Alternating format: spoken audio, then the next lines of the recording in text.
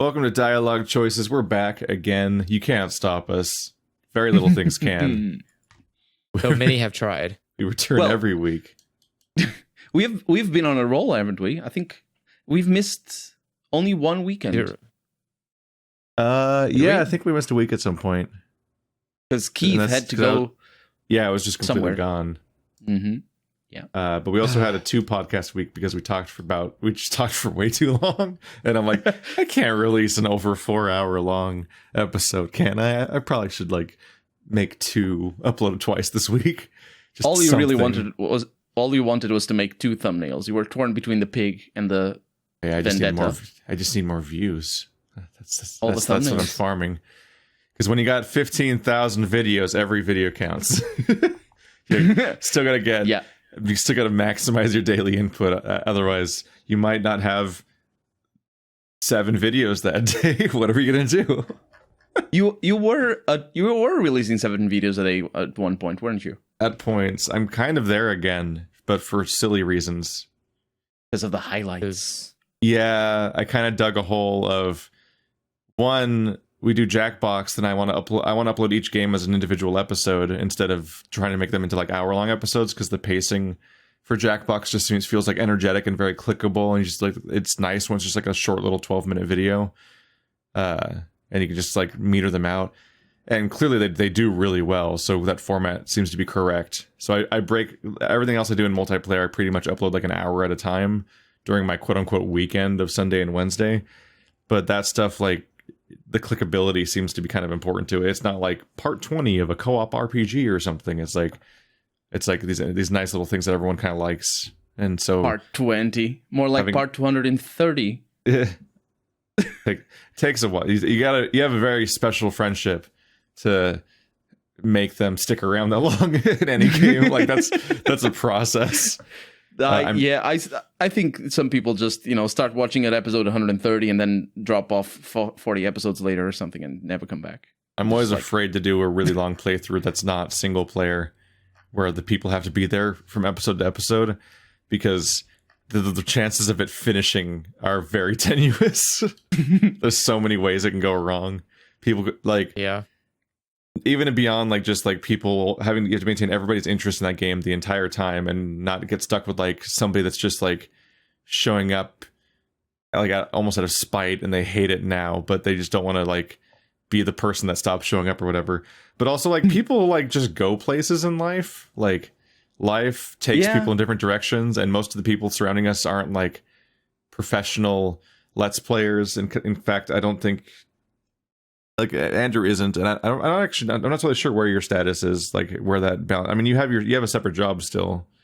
Yes. Yeah. So it's I try to be as professional as possible, basically. Yeah, I just mean where it's your sole income source is doing the YouTube stuff.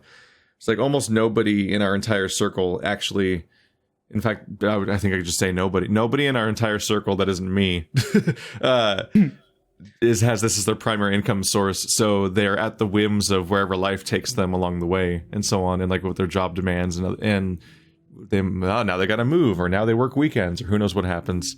So if you start 150 episode playthrough with other people online, and especially if it's 4 people, then it's there's such a high risk that someone's just going to vanish eventually, and then it goes like the way of D&D, for example, where it's just well, we had 6 people, and that was the first mistake. It's really hard to keep that thing going forever without anybody vanishing or just falling out, or who knows what.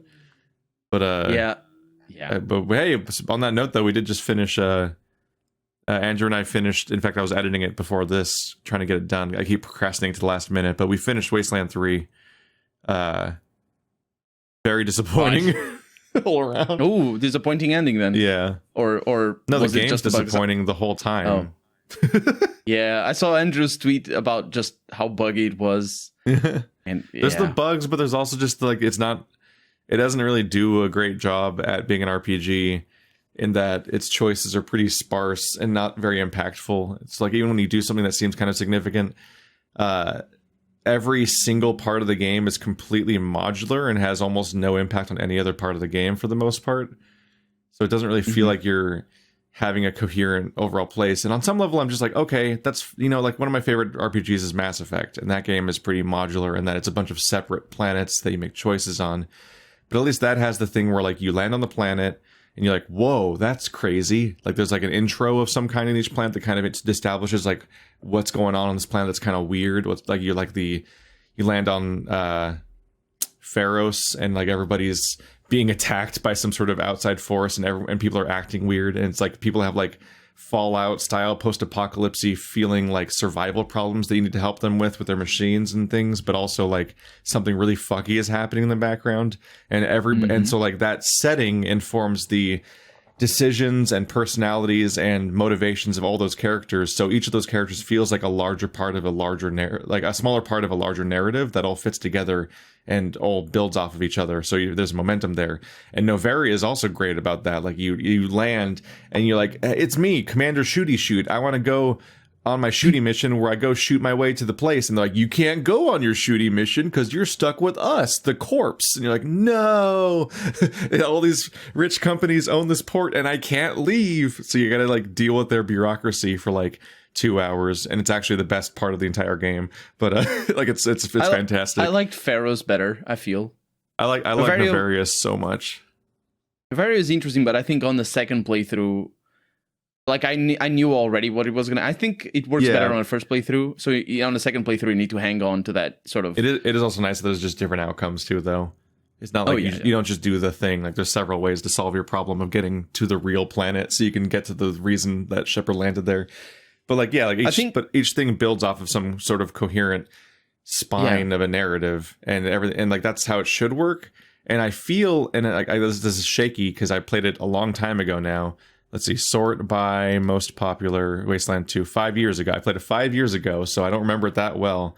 But I feel like each location in Wasteland 2 had a really clear, like, here's the local problem, and here's these two gangs that are probably mad at each other, and here's the motivations of each, and like the theming and personality of each one. And you're gonna meet like 5 NPCs in each group, and maybe do a quest or 2 for each of them, and then you got to make a big climactic choice of like who's gonna ultimately have the power here, and something like that is gonna happen. In this one, it's like you go to the Warrens, and they're like, I mean, not the Warrens. You go to the Bazaar, which is above the Warrens, and Fat Vlad is like, "Yo, someone's throwing exploding pigs at us." Yeah. And then every other quest in the Warrens that you can do, I mean, in the not the Warrens, in the Bazaar, has nothing to do with that. Yeah. And almost none of them even teach you anything about like the Beast People, which seemed neat. Like they're like horror themed monster mask people. It's like, what's your deal? Why are you guys like this? And how does this inform your daily life? And it's like, nah, this guy runs an arcade. This guy wants noodles. And it's like, what? None of these things are connected. It's just random quests. And every piece of content in the game is like, here's a 15-minute quest where you talk for like 2 minutes, then you fight for like the other 15 minutes because the game is mostly combat, and then you just turn it in like an MMO quest. And half the time, there's not even, the only choice is whether you do the quest at all.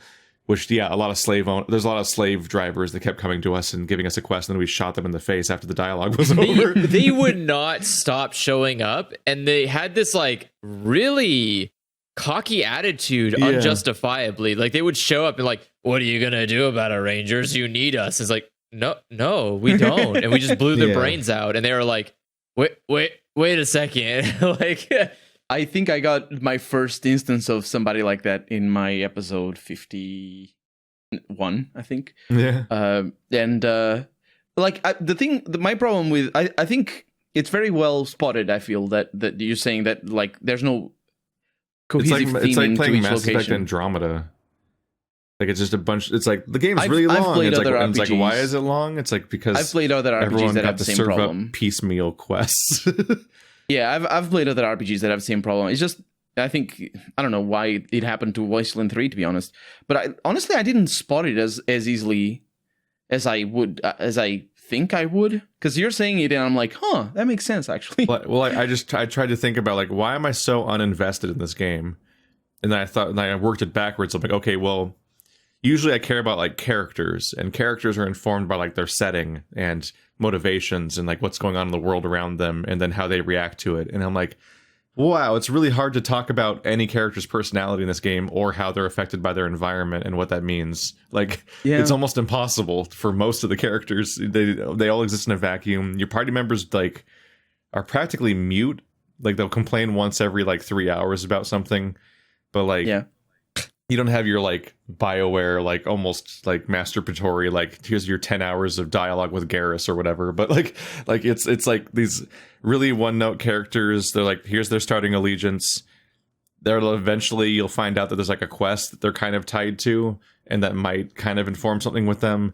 But then like maybe not, and then you and then later in the game you establish a handful of new party members that are even more one note because they're just returning characters from previous games that just kind of show up and like, it's me, the cameo, and then you can use them as party members from that point forward. But they don't really have anything to do. But it's mostly just so you can have more options for characters, I suppose. But it's just things are rough. And yeah, the game is glitchy in 500 different ways. Like, like there's like I saw some of like we just, for example, like we didn't take Lucia. Like there was a big climactic moment that's tied to Lucia's story and like her motivations and whatnot, and like she refers to the events of that as like a thing that changed her mind about something, and like it's a big deal for her character in like and how her ending turns out, and she wasn't there. She wasn't there. Yeah. We didn't bring her because we removed her from the party, so she never spoke to that character. But she refers to a conversation with that character anyway, and I'm like, that didn't happen. What? I'm obviously trying to be vague, because I know you haven't finished the game, so I'm like using really abstract phrasing here to not say specific things. But yeah, it's weird. It's like we were definitely at the like we specifically. We're like, okay, we're going to keep you here. We're going to go do our own thing. We come back. We're like, oh, boy. Well, this person wasn't here for that conversation, so they probably are going to, we probably should have brought them along. And then they're like, yeah, I already did I talked with the thing. And I was like, it's like, no, you didn't. What? No, you weren't there. How the heck? Who told you? We just got back. Like, yeah. And then obviously there are like the game-breaking bugs, like, we finished the entire starting town, and then it just reset all of our progress, but not all of our progress. It just deleted all of our every NPC reset as if we never met them before, but we kept our progress. And in some cases, we could do quests 2 or 3 times. Wow! It also didn't account for the fact that we made a pretty crucial choice regarding the person that they were referencing this conversation they had. Yeah. And I don't think we made a choice they would have liked. And they acted they acted like they were best buds with us now, basically, when they should have been betrayed. Like, it was really bad. Yeah, it was really bad. Like Austin Peace, I think, is the guy that's about to be killed on the stockades at the beginning of the first town. I remember him, I'm pretty sure I've rescued him 3 times now. Like, I just clicked like, oh, he's here again. I just clicked at the dialogue and rescue him again. Like, I half expected to find 3 copies of him in town that'll help us whenever the HQ is at risk or something. Yeah, he shows up later, I think, in the HQ. I don't remember.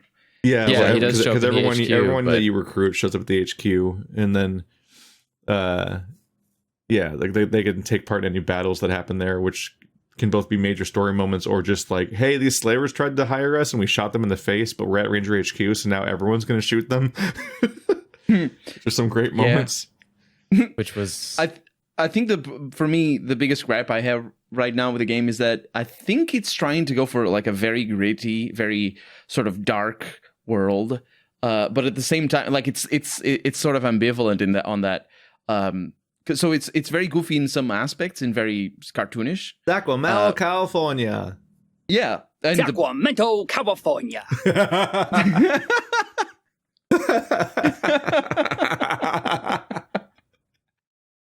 That's the one. That's the one. Andrew's got a soundboard, everybody. But at the same where time, we are now.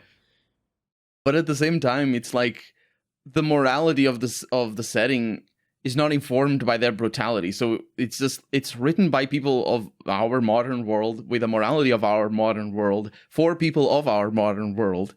And it's just like I think specifically in regards to violence, I think it's early on in the game, so it's not that much of a.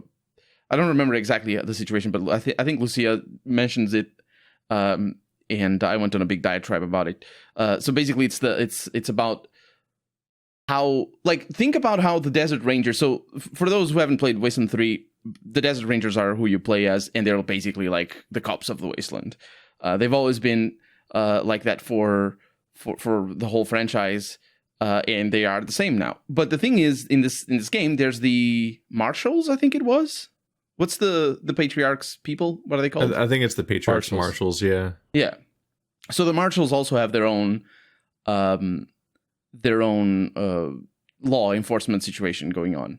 And the violence that they apply and the punishment that they apply is seen in a different manner, a completely different manner to the punishment and violence that the Rangers apply.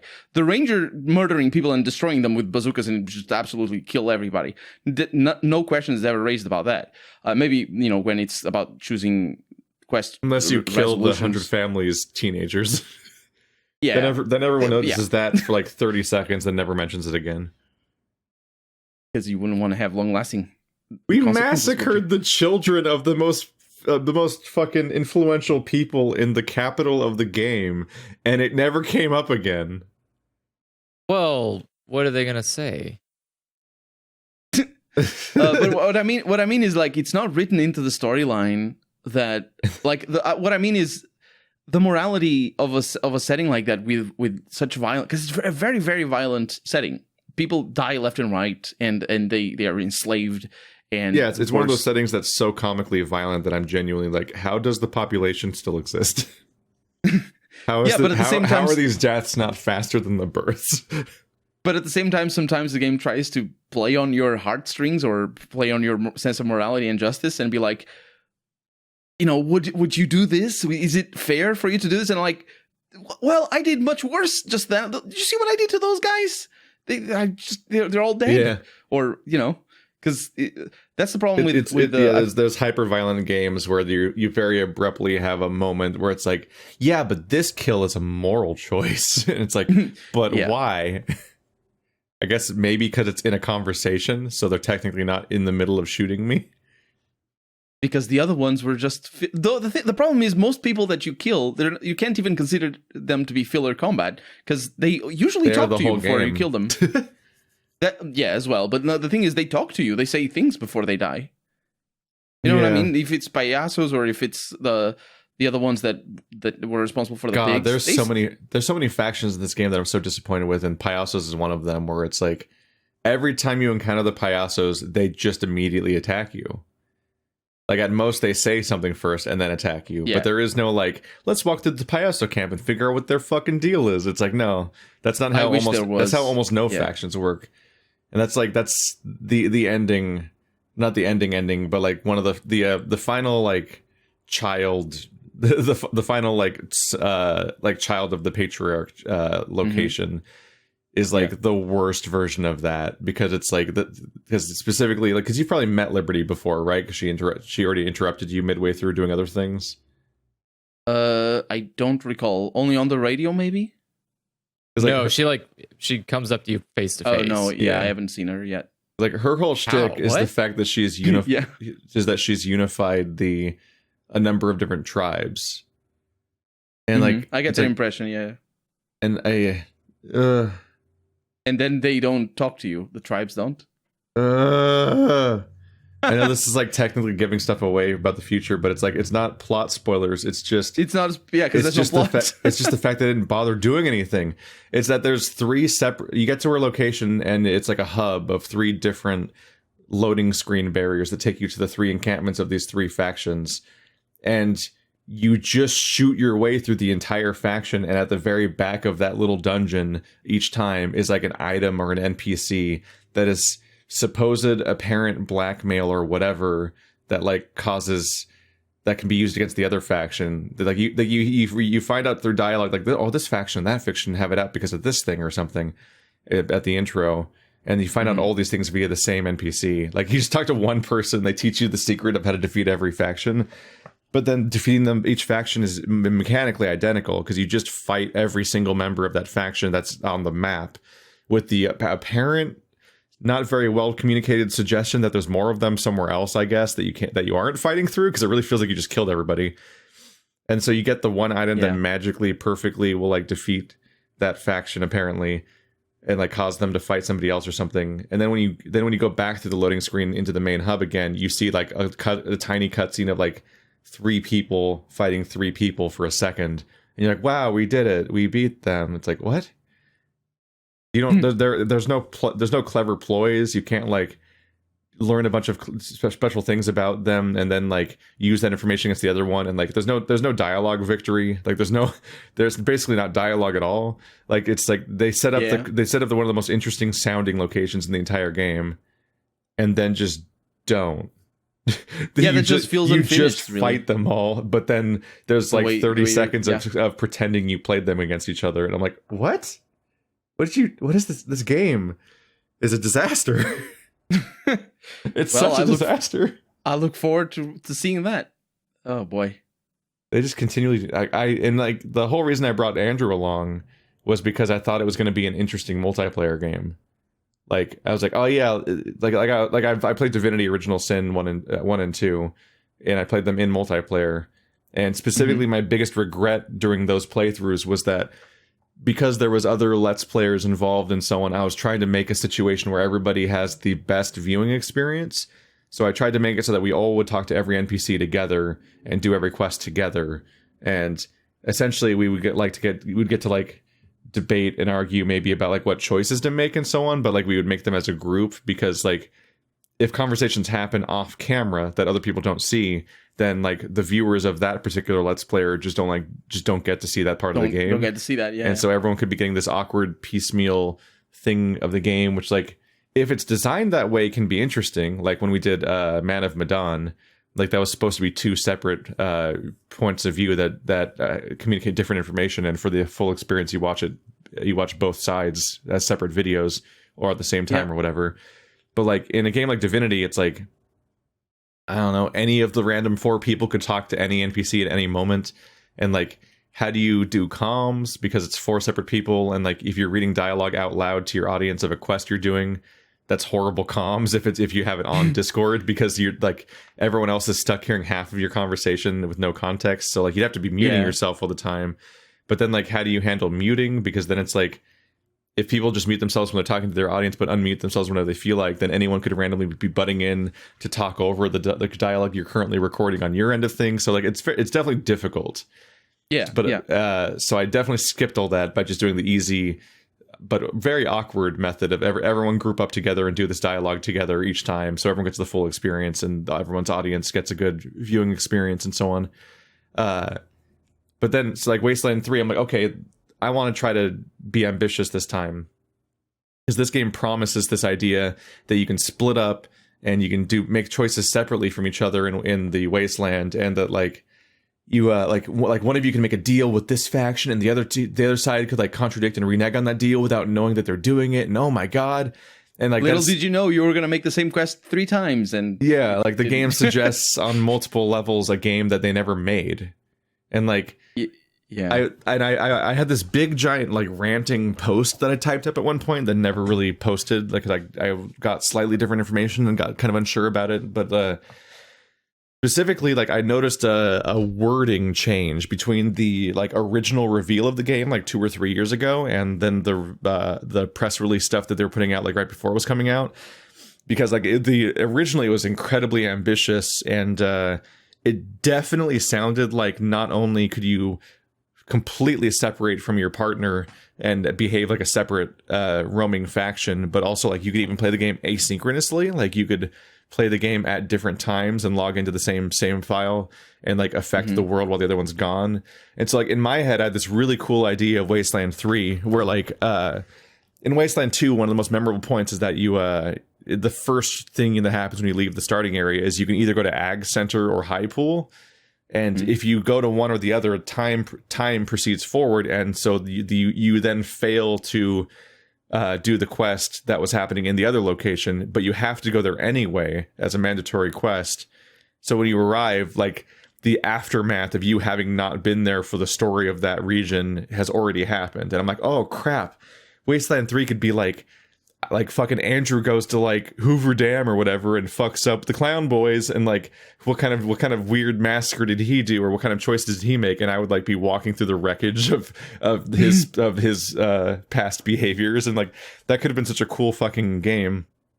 But yeah, they didn't do that at all. No, you can only have one vehicle in the world. Yeah, you can only have one vehicle, but even worse, you can't even be on separate locations ever. Like in Divinity Original Sin, you could be anywhere within the same act at the same time, which was in that game's case, like Act 1 is like the first half of the game practically. You could just free roam completely separately, 4 people playing separately. Hours, it's so fucking cool. To add insult to injury, because I saw your first and second episode, I think. I definitely saw your first episode where you talked specifically about this and came to the realization that the game is not what you thought it was going to be. Yeah. And in fact, like I started hearing you talk about the game in the beginning of the first episode, and I was like, I really didn't think the game was going to be like that. Because I didn't actually follow the development as closely as you did, even though I didn't even follow it closely. I just saw the announcement originally, like 3 years ago, and I'm like, oh, that sounds cool. Like, it's been cooking in the back of my brain for years. Like, how am I going to handle that playthrough? Am I just going to be lazy and play it alone, or am I going to like be ambitious and do like the hard thing of making an interesting, like parallel multiplayer storyline playthrough and then editing it all together? And and then what they did is in Wasteland 3 you still have that option of going to one place or the other. I believe. Oh, that's trash. Yeah, that's so bad because it's so bad. They can't even. The first game. This game is so bad it can't even effectively recreate what it did well last time. What it did in the Waste. Yeah, and Wasteland 2 was so flawed, but this one can't even recreate those highs. In Wasteland 2, you go to Act Center and you have this huge quest line of like 5 hours easily, then just like this big quest line, and it's like a whole location. And then you go to the other location, and yeah, sure enough, a lot of people are dead, but there's still a lot of quests. Yep, I went to High Pool, so Act Center was fucked. There's still, the thing is, like, you don't lose out on a lot of content on the like you just get a different style of content. It's a lot more desolate because people. It's this really cool idea that like, hey, if I went to Pharos before Novaria, what if Novaria was different because I went to Pharos first in Mass Effect? Like that's such a cool idea. They disappointingly only do it for one part of Wasteland 2, but in this game they do it even less. But they still reference it. You go there, and it's just like you go to the place you want to go. It's a tiny place, all things considered. But then you go to the other, it's exactly the size of a normal random encounter. I didn't get any random encounters yet. You've never had a single random encounter? No, I went to the bazaar and then back. How are you 50 episodes? How do you? I'm confused by how long your playthroughs get. I milk my RPGs, okay? Holy crap. Just every time whenever you're driving around in the game, you can get interrupted by dialogue that's like, it's a roaming pack of blah blah blahs. And then you can use your survival skill to skip the random encounter if it's high enough. Oh, that's cool. Or you do I haven't other gotten that yet. Chancy things, or you have to fight them. I don't know how. Aren't you like 50 episodes? I do feel like they were weirdly backloaded. Like they didn't show up very much at the beginning, and then got weirdly more common. And that's strange for random encounters. I've only just arrived back home from the bazaar, so I went to the bazaar. And then came back to the HQ, and now I'm dealing with like a prisoner situation that you might know, and that's where I'm at dealing with frogs. It's basically how like when you go to those two locations in this quest that were like once upon a time Ag Center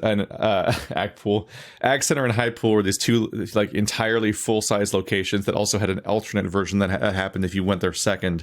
This time. You go to you either go get a power armor, you save this power armor shipment, or you go to this like this farmhouse that's being attacked. And if you when you go to one, the other one fails and has been attacked, and you didn't save them. And that's the entire thing. Like Ag Center and High Pool were entire quest zones. This is one fight with one conversation. But yeah, it's like a few screens in size, and it's an isolated location that's not connected to anything else. And like that's also how every random encounter works for the rest of the game. and in many cases you get the same random encounter map over and over again, which is pretty rough. And it's like just fight some random dudes for reasons. But yeah, like the fact that they still referenced that, where like the moment you leave the starting town it hits you with a binary choice of which place do you save, and it's like way worse than the one in Wasteland 2 is a real rough start to the game. You're like, oh no, it's not even as good as the last one. I had, for me, it was like I had no, like I think somebody playing Wasteland 2, there's a lot of reasons to get attached to that choice and be like, I really need to think about this. Because you lose companion characters, you lose weapons. And you gain them, obviously. Because there's like real tangible choices. In this game, they front load the choice. What you get basically is you get a power armor if you go to one place. And for me, as a Let's Player, I'm like, well, I guess I'm not going to get the power armor, am I? And no, you don't even get the power armor. It. You just give the Patriarch's people power armor. Ooh, that's even worse. Yeah, it wasn't great because we just were like, I don't know. There's just two people that need help, and it wasn't even immediately clear to me. I think well, it's hard to remember, but I don't know if it would even registered as being obvious that this was the Ag Center versus High Pool choice versus just being two random quests that you have at the same time. Because like every other quest doesn't have a time factor on it, so it's like there's no reason to think that these two are mutually exclusive. Well. Yeah. But like it's like, I don't know. There's two groups of people who are under attack and need help. Like we could just. They both need help. It's kind of arbitrary to like prioritize one set of lives over the other when they're just people who are both being attacked by like the Dorseys or whatever. Although the farmhouse is being attacked by the Dorseys, which are just like spiteful dickheads that are mad that they didn't successfully kill all of us at the beginning, I guess. The power armor people are being attacked by the fucking like nightmare technologic cyborg people. Oh, scavs. Yeah, which the scars, yeah, which you never see again. Yeah. If you don't do that encounter, you don't even meet that faction for so long. But like they're way more horrifying. So I feel like we saved the power armor people from a worse fate. But the consequence is that the Patriarch's people have power armor, which is a choice that you can certainly make when you're going to spend the rest of the game defying the Patriarch's wishes, and like we did. A choice that ultimately was it didn't really waste matter. of their time. We were so overpowered. Matter. We didn't even really min-max that well. We did a bad job at skill management, and like Andrew was like lagging behind on certain like upgrade skills, so we couldn't use the cool stuff we were getting, and we like accidentally overinvested a bunch of points into skills we would then drop and stop upgrading. And then midway through, we had to dump two characters and switch to two other characters that had a bunch of overlapping skills. And still, we're just like one-shotting everything, but only with half our characters. The other ones are trash because like the balancing in the game is bizarre. I'm having a little bit of trouble actually. I'm like the difficulty is. I've got two words for you, Colonel. Animal handling. I have zero animal handling. Give everyone animal handling, and you have 12 party members. Oh yeah, because they get like and every animal has like 3,000 health. Even the rabbits. They're so powerful. That's true. They're so strong. Every animal is way more powerful than any of your people. Do you have Major Tomcat? You can literally like we did. We had him through the whole game. Do you have Polly? Did you get Polly? Oh yeah. He died like midway. Yeah, because he's so powerful early game. It feels broken. Polly died pretty quickly. Major Tomcat died really late in the game. But yeah, by the end, we just said fuck it, and we gave six of us. Yeah, we gave six of us animal handling, so we just had six different animals. You can't have the same animal twice. But that meant that we had a 12-person party. So like we would go in and we try to attack, and like the high difficulty and the fact that armor basically doesn't do anything meant that like even our biggest tanks were getting a one shot by snipers and all this nonsense is happening. But then we just like wait as like an army of animals comes rushing in, which Andrew like encouraged with his leadership skill to have like more AP. Yeah. And so like they would go in and they would seriously attack like 5 times per animal and just mow down entire boss fights. And it's like this game isn't balanced at all. Yeah. I feel that meanwhile, big guns is trash. It's the worst weapon type in the game. Like I gave Scotchmo maximum big guns, and he never hits, and also when he hits, he does trash damage. And it's like, no, just get a dog. It doesn't have a lot of penetration. The dog will do more. Just get a dog. What do you want a machine gun for? And if they die, you just get more. It's not that hard. Like it's kind of sad, but also it's very easy to get more animals. Where'd you get the dogs though? There's dogs at Ranger HQ. Oh. There by the way, is a I can fox, ask a you. dog, a chicken, and a Ranger and HQ cats has at the cats Ranger roaming HQ the entire alone. building, and then if you go out the front door to the left past the chicken coop, there's just a bunch of dogs hanging out. I remember those dogs. There's a fox that keeps running away that I think you might be able to catch if you have like stealth or something. I only ever found one fox that I could catch. It was like in the middle of nowhere. There was like this place, but every there's other like fox runs away. there's a buck. I mean, there's a doe and a stag. There's a pig. There's a rabbit. There's a fox. I can ask you then. There's just what so are many. the cyborg chickens? I don't know. Okay. Why are there? What did you ask? We got Sorry? a bunch of cyborg chickens, and we put them in the coop. Oh, and they're just friendly. That you just Yeah. If you have animal handling, go get the cyborg chicken and bring it back to your base. And the more that you build or bring back, the better they build their coop back. I thought it was like just some Easter eggs and just be. I think something happens if you get all of them, but I don't think we did because you we keep taking them didn't, back to the coop, and they seem to. It feels like they're neural networking and getting smarter the more you put together there. But we only got like 3 or 4, I think. There's probably more of them hiding somewhere. But that probably pays off in some way, but we never got to see it. I mean, you can just look it up online. That's probably what I'm going to end up doing. But yeah. Oh god, animal handling just burned through it. But the only thing better than animal handling is shotguns and sniper rifles. They just shotguns. They're just brutal. Sniper broken. rifles are very powerful. Yeah. SMGs are also really powerful. Yeah. Yes. Just like they don't my don't have sniper very much range. My sniper ice would just delete somebody every turn. She would do like just for fucking free, 1,500 damage. She seemed to always she seemed to always crit, so she would do like sometimes 1,000 to 3,000 damage. Oh my which god, is way too much. That is And then I kept upgrading her AP, so eventually she would start getting, especially if I took the time drugs, she'd get to attack twice a turn. And so she would just delete multiple people. Yeah. And then Kick Boy, my protagonist, he had small arms, and I kind of had it falling out with pistols over time, so I tried shotgun more, and then I got the shotgun skills and so on. And shotguns just do a lot of damage, and in particular, the shotguns I had by the end of the game cost 3 AP to fire, so I could like move a little bit, then fire 4 times in a turn. And so I would just unload into one cone, and they're cone attacks, and they do high damage. So I would just unload into a cone of people, and I stacked luck on every character, which it says it has a 10% chance of doing these like super lucky effects, but it feels like it happens like 60% of the time. Yeah, it happens a lot. It happens so much. So like every time I do anything as Ice or Kick Boy, they secretly get to move again, or I get to attack 3 more times, or the crit does 6,000 damage, or like some sort of bizarre nonsense thing happens every turn. So they feel massively overpowered. And then whenever Kick Boy fills up his blue meter, he then just gets to delete an entire cone of area, because his blue attack is just bullshit. Like it just kills things. Like I basically one-shot the final boss of the game. I think the blue attack is inherently unbalanced. Like you can just shoot with 95% accuracy on anyone on the field as long as you have range. If they're hiding behind a barrel, it doesn't matter. 95%. And they have super effects. And that's that too.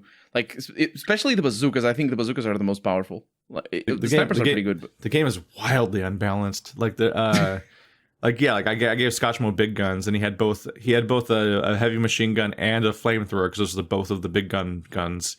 And I couldn't really get effective use out of either of them almost ever. Like it felt like a waste of a character. And like poor Andrew, his guy Bronco was a heavy armor melee character. Like thankfully he had leadership and medicine, so he functionally was like our team healer, and he would do leadership once per fight to give everyone bonus AP. But like he could, like, it was so hard for him to close gaps to hit anybody with melee attacks. And then when he did, it did trash damage and missed constantly. And then on top of that, the fact that he had like not only way more armor and health than everyone in our party, but also way more, he had like double the armor or more of every enemy we were fighting. It didn't matter. He would just get one shot. Like armor is bullshit, and it doesn't seem to reduce damage. All it does.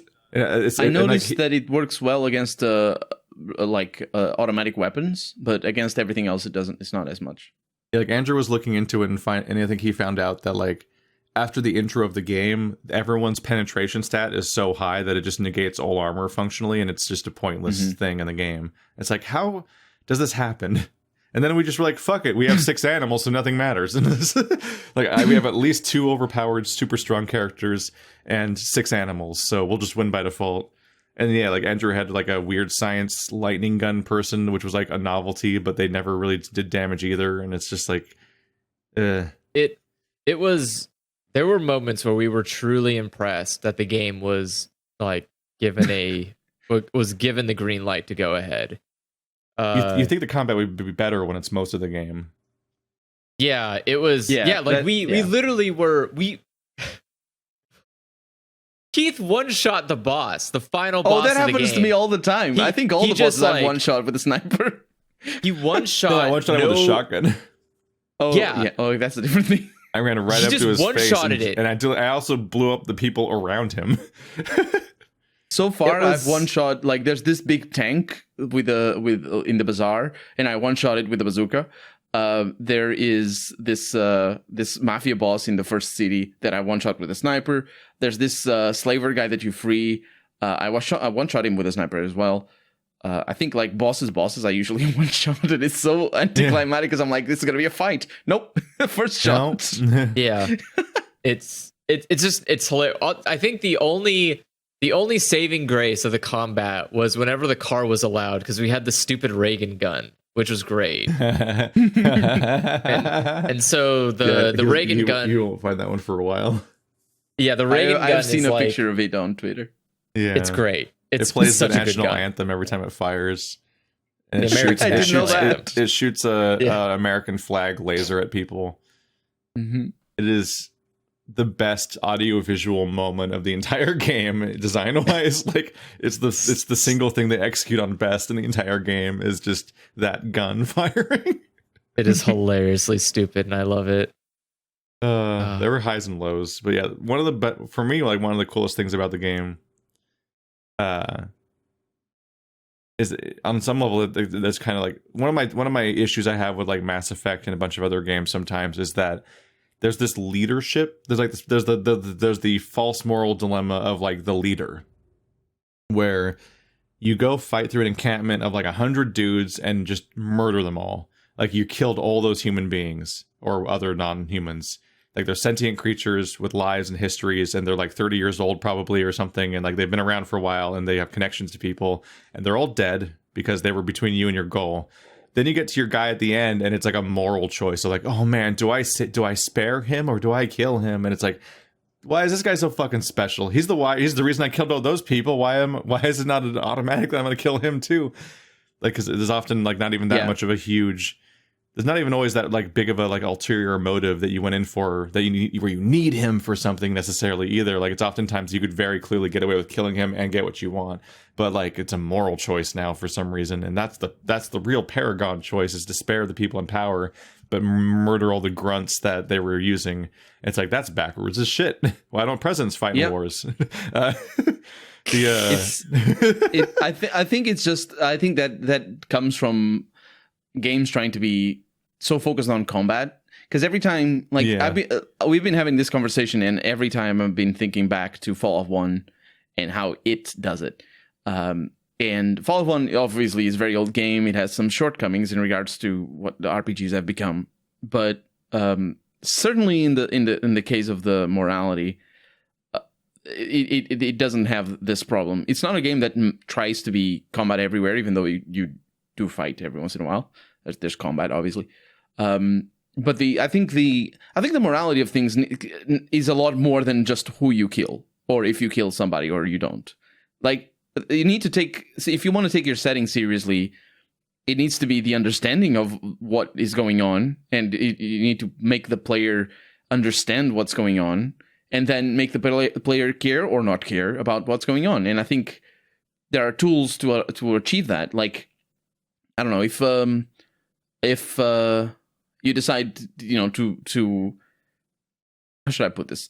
What I mean is, like, imagine you're early in the game, so no spoilers here.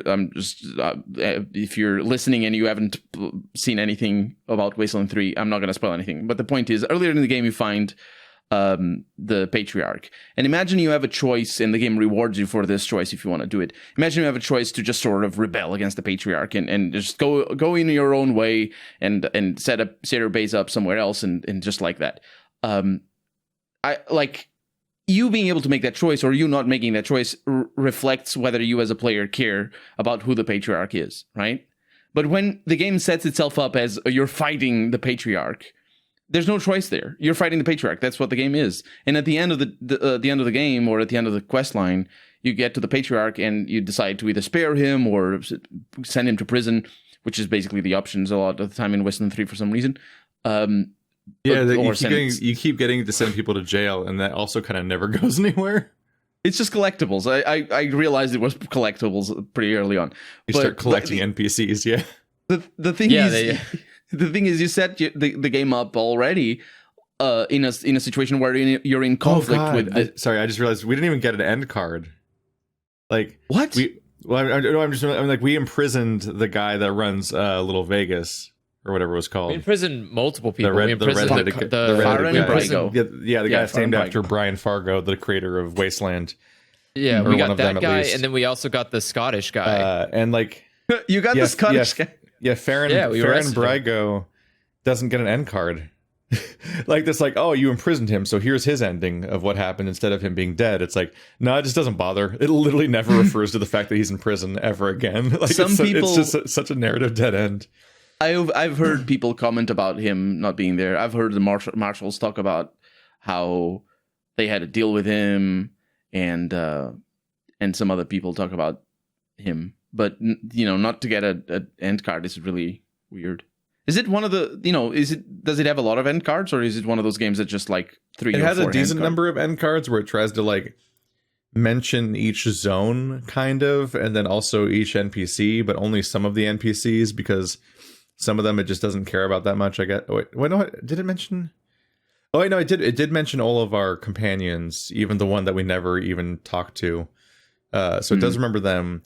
But it's because this game can't ever not be broken. In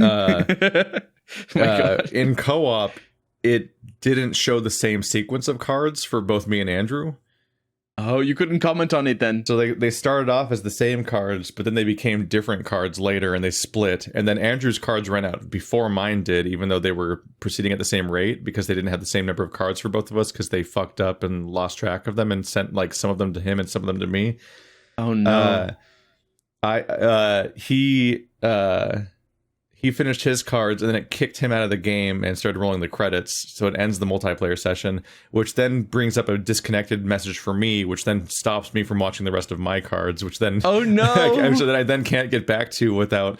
I had to go back and load the game in single player and redo the entire final boss fight, which admittedly I could just go one shot again, and then re-record the entire ending with all the cards because it couldn't even end right.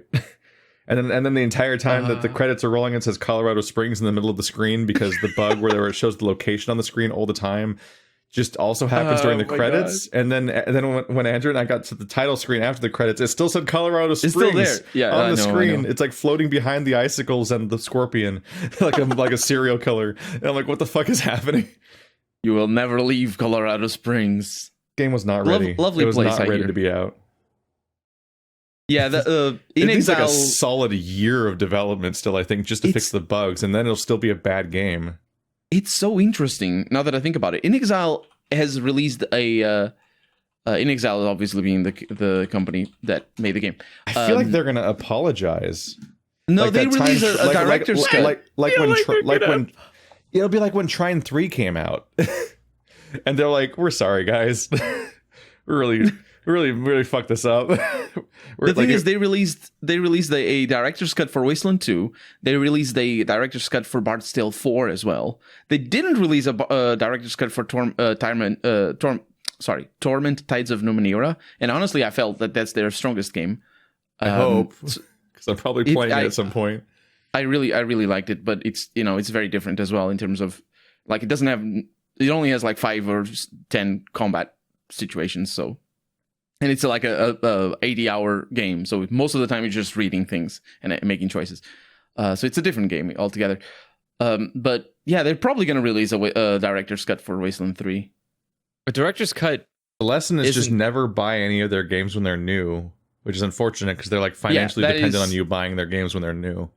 But they don't finish their games.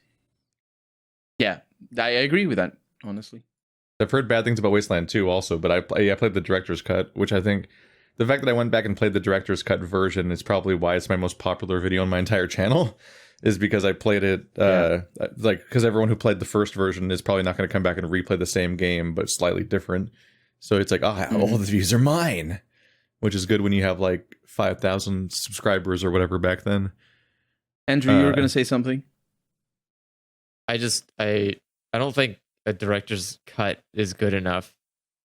Like you need to stop releasing unfinished games. Yeah, like that needs to not, like, your prerogative shouldn't be, let's release a shit game and then we'll just come back in like 6 months and make a definitive edition and we'll fix all the shit that we fucked up and everyone will buy that one and then we double dip and it's okay. And it's like it's pretty rough when you just have like a clear pattern of internal problems that aren't getting addressed with how you process a job, like how you get I also don't think that they can fix some of the issues, certainly not in like the narrative sense.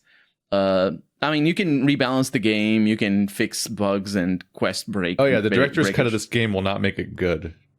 Yeah, no. They'd have to retool on a basic structural level how the whole thing works, and that's not how that goes. It's not going to be like it's not going to be like the re-release of Final Fantasy XIV, where they're like, "Sorry about the entire game being bad. We deleted it and started over." I didn't know about that happened. Final Fantasy XIV came out in 2010, and then after a while they took it down, and they're like, "This isn't working," and I think they refunded the people that had been playing it or something, and then they released it again in 2013, and that's why it's called A Realm Reborn. And throughout the whole story, they keep referring to like the Guardians of Light or whatever the fuck that happened 5 years ago, and they're talking about the story of the game that doesn't exist anymore. It's 3 years of development that they put on top of it. Yeah, something like that. It's an impressive move by Square Enix to do that.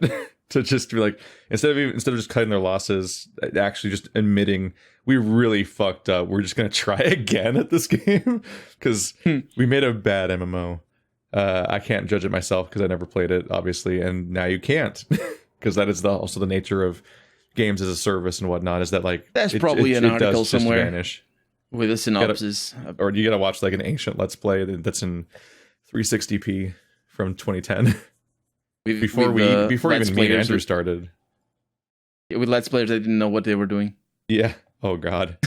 It's probably just a bunch of just footage, like just footage, no talking.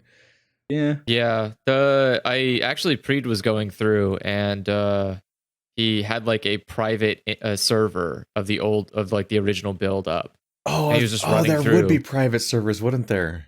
Yeah, and so he was like showing off. He was showing off like what the map used to look like, and man, there was like, it just needed to be purged. There were some parts where you're like, "What the fuck did you do?" And they're like, Pre was like, "Here's the overworld map," and it's like, or one of the caves, and it was like, it looked like an intestine, but you couldn't tell what was a top layer or bottom layer, and you couldn't tell. And so like as you're walking, you're just like continually lost. Like, did I turn right here or was I not supposed to? Because it doesn't tell you where you are on the map either. It just shows you a map, and you're just like, what the fuck is this? It just looks like a bowl of spaghetti. Yeah, and when I was watching him, he was like running around Udal, and I could see parts that they kept, and then you could see the parts where they're like, yeah, this is all shit. We're gonna get rid of this and replace it with this. Got it. And it already has such confusing capital cities in the new version too. It's so weird to look at the old version, but there's some stuff that I thought was pretty neat. Like, it was really cute that there were signs in the middle of the overworld that would actually tell you the direction you needed to go in. Yeah. There's an actual sign sitting on like a side of the road on like a crossroads. Yeah, like this is the way to the capital. Yeah. And I thought like there were little elements like that were really cute, but the rest of it was someone going like, look, we don't got the budget, but we need to make this game as big as WoW. Like, I'm trying- it is like, oh, okay. I'm trying to get myself into Ultima Online because I got a patron that asked me to do a let's play of it and or a video, and that game is 22 years old now, and it sounds better than, and it is better than what it sounds like Final Fantasy 14 was. It's just very old though. But Does it still work? oh yeah, What? it's like Ultima Online? Interesting. Yeah. Ooh. Oh, I don't like looking. I don't like looking at that. no, it's a What? very I old don't- game. No, it's specifically that its perspective is fucky and it hurts. Oh, it's to look at. isometric. It's true it's like- isometric. Oh, It's rough. God. It's like Yeah. everyone. Oh no. Every It's true isometric. every building looks wrong. Like it's not how that would look. Oh no. Yeah. I like the style. I think the art direction is pretty cool, but it's also an MMO, so like It's it just- needs to it's be just- yeah. sparse. Just the angle that every building and also person is standing at, and how those two things don't match, and so on, is just really messing with my head. Oh, they're supposed to match. I'm not sure if it's working. You're just not used to seeing things without perspective. You know, Those horses are huge, well, or at least the yeah, perspective has them so tall that they can look over the head of the building. They can look over the horses- wall Oh, because their yeah. head's clipping through. So that makes them look even larger. It looks like that's 10-foot tall horse. it's I was spoiled. My first isometric looking game was Diablo 2. Oh yeah, that already has And- perspective. That game has. Yeah, that's Like in things that are farther away appear smaller than they are. yeah, things then have they- like the I right mean- perspective to it, so it doesn't look like Yeah. I'm not confused this way where it's like, well, how is it flat? How not even Diablo my eyes 1 are flat. Diablo 1 doesn't have that. And it does, honestly, I think they did a good job with Diablo 1. It doesn't look very jarring. Ultima was always, and like Ultima Online is actual isometric. Ultima 8 and Ultima 7, the single player games, they have an even weirder perspective where it's like, I don't know the name of it, but it's like, it's really, really weird. I like it, but it's, it's very different. It's very weird. I think Diablo, the original one, they did a great job with it in terms of art direction. I always feel that the art direction of any game is very important to get Oh, people yeah. to like the game. Let alone, like, obviously to get people into the game, but to even like the game, it matters a lot, I feel. I know. I remember a time where Diablo 2 was like one of the best looking games I'd ever seen. It has dynamic shadows. Yeah, it's got all these shadows, and like it has like location, like ambient audio and so on, like that, and Oh yeah. all these nice designs. It's got like the pre-rendered CG characters on the select screen, but then that's also half the game. But then also like, I mean, thought like, you were talking about the I mean, cutscenes. yeah, I just mean the character select screen where there's the big tall people on screen. But then also like all the whole game's made seemingly in like Donkey Kong graphics, where it's like a bunch of photographs of 3D models basically seem to be moving around. But No, it means Diablo 1 is it more means- than that. More that than Diablo 2. I think Diablo 2 looks a Diablo lot 2 more cohesive. I totally feel like Diablo 2 is not made of 3D models at all. I feel Really? like I've played it so much, and I feel like the whole game is just pictures of characters. Part of it's that for one, they don't spin; they just skip between directions on a. No, like, they spin. They don't spin. Oh, as they're in, like sprites. they don't Yeah, they yeah. don't rotate. Yeah, Yeah, because they're sprites. Yeah. they have like 8 directions they face, and so That's on. true. Yeah. It's like the whole game, as far as I can tell, is a bunch of pictures. And actually, it's But only they- 4 directions because they flip it from left to right. Yeah, but in a lot of their cases, like especially stuff like the Werebear and whatnot, like it's totally like a 3D model that they took pictures of, like it's Donkey Kong Country.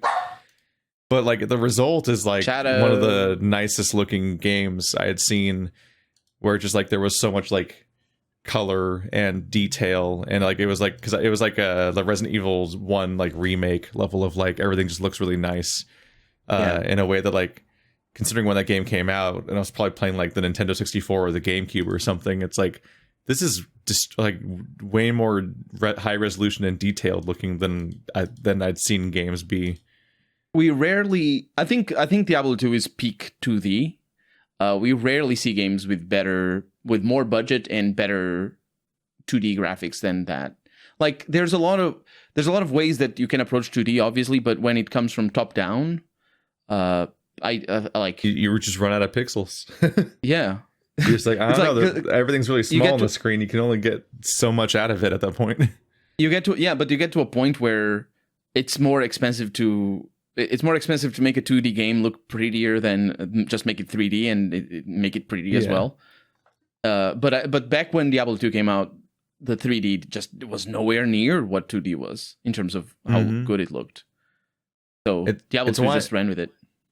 And also, like, having things be so small and far away also is part of why, like, I'm such a fan of, like, the talking heads in like how Fallout has the talking heads and so on, but then they tried to have talking heads in Wasteland 3, and like that's so appreciated just because everybody is such a tiny, like, character creator little sprite on the screen that you barely get a chance to appreciate anyone really. That's why it's kind of frustrating who they gave talking heads to. It's always except Scotchmo, but apart from that, it's always Scotchmo has one for some reason, but like. Because you want to see him. You have two party members from the beginning of the game. Three if you count the lady with the ponytail that's injured at first. All three of those characters don't have talking heads, but Farron Brygo does. I mean, it's like the boss. You need to give.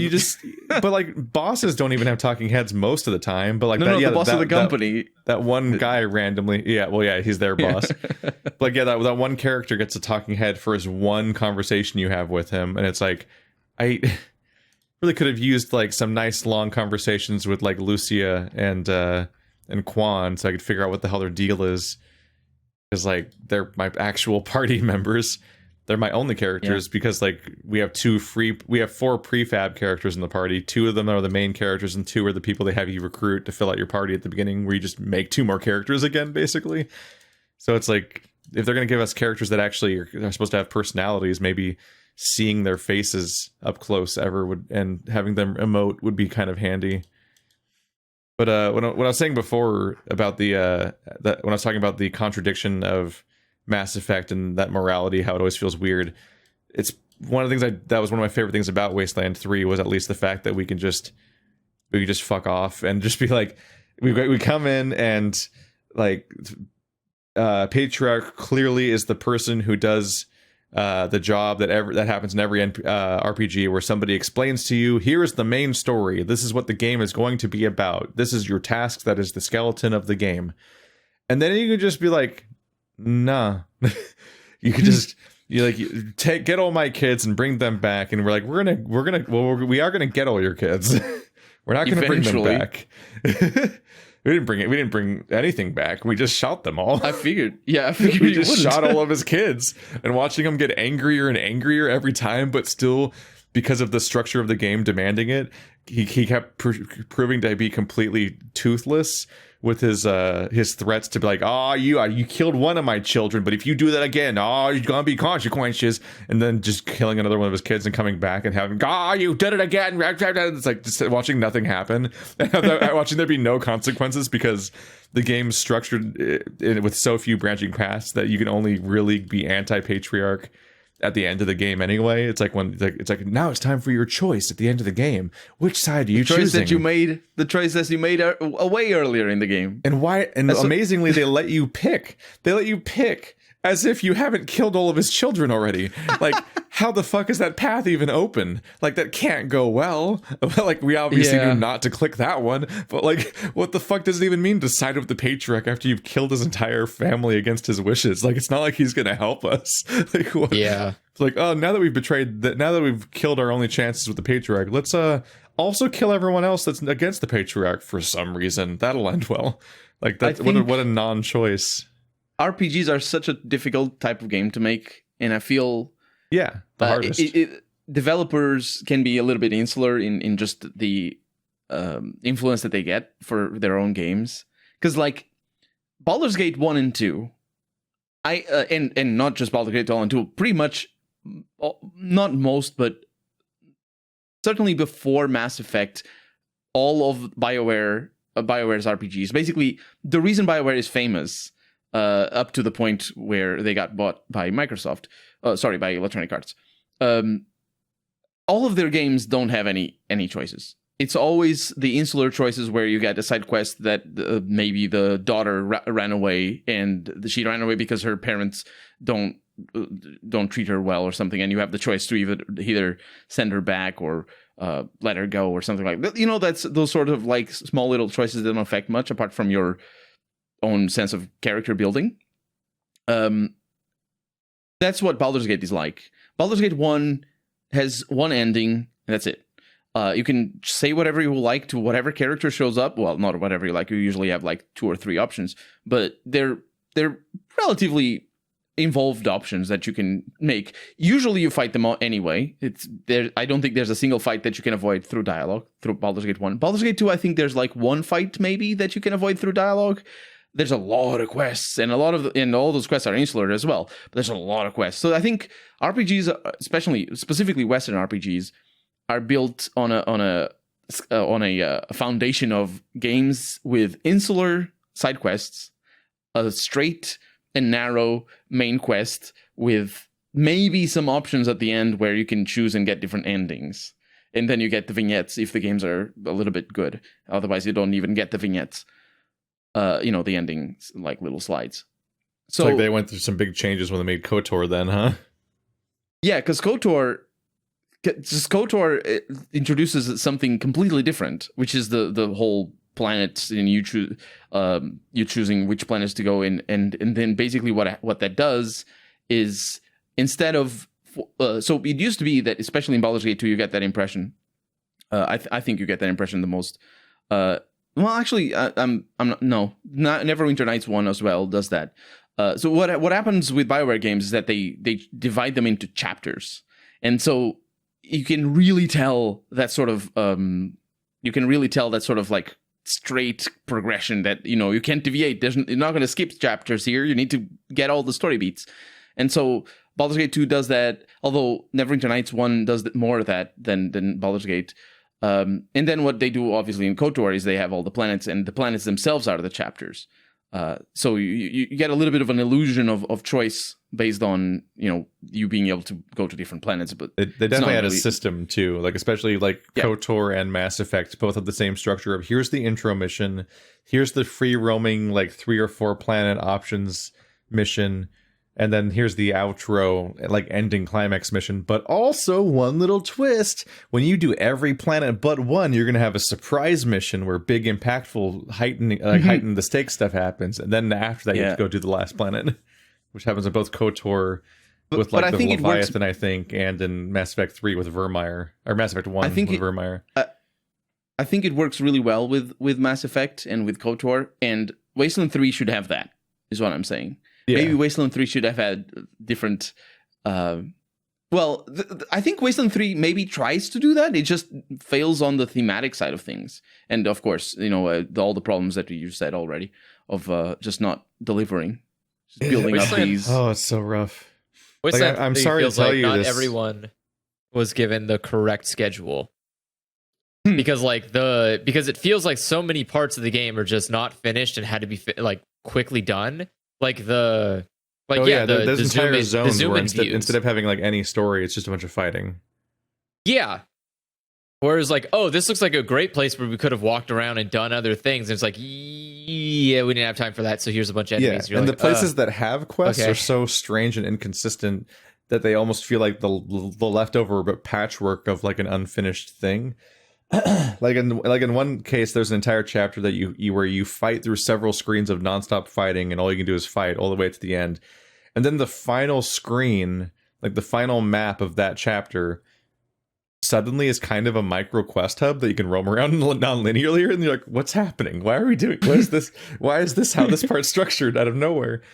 And what's really a bummer is weird. That I think the main game only has like 3 quest hubs. There's the opening town, there's the bazaar, and then there's the one that Andrew and I accidentally opt out of by shooting somebody. Because when you get to the machine commune, I'm pretty sure that's like a whole quest hub with a bunch of stuff to do in it, potentially, although it's pretty small, so not that much. But they all hated us.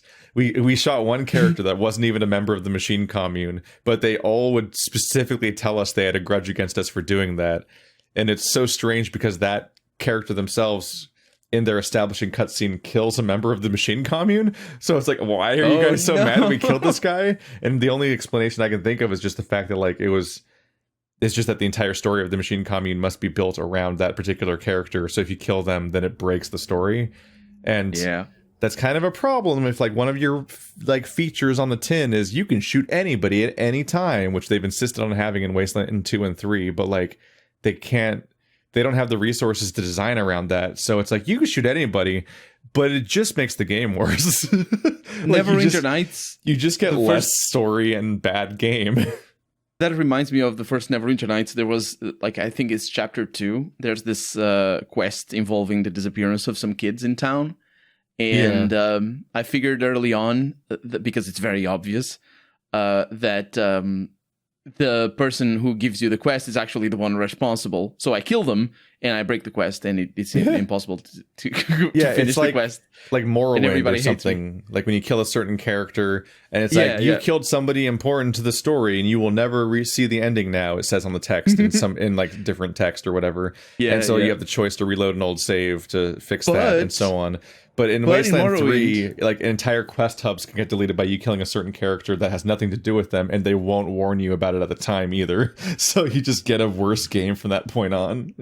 Did you know that in Morrowind, if you get that screen that says you can choose to proceed with this doomed world or reload a previous save, the game literally tells you that you can reload a previous save because you killed a character that's important to the quest. Yeah, I did. Did you know that I don't remember the exact words, but I did a playthrough. If that happens, there is a way to finish the game that is purposely made for people who get into that situation, and there's like an alternative storyline. Is it like a doomed world ending? No, it's the same ending. It's just that like there's a different character that tells you some things, and you can get basically the same ending. Oh, so that's like they lied to you. Well, they kind of lied to you about it being doomed. You do miss out. You miss out on a lot of stuff, though. Like, because you can finish the game without talking to anybody, because technically the ending is the boss, and you beat the boss, and that's it. But to get to the boss, you don't know. That sounds like a speedrun strat, though. Yeah. But no. What I'm saying is you proceed with the doomed world, and then you find this character, and he'll or I don't know actually who they are.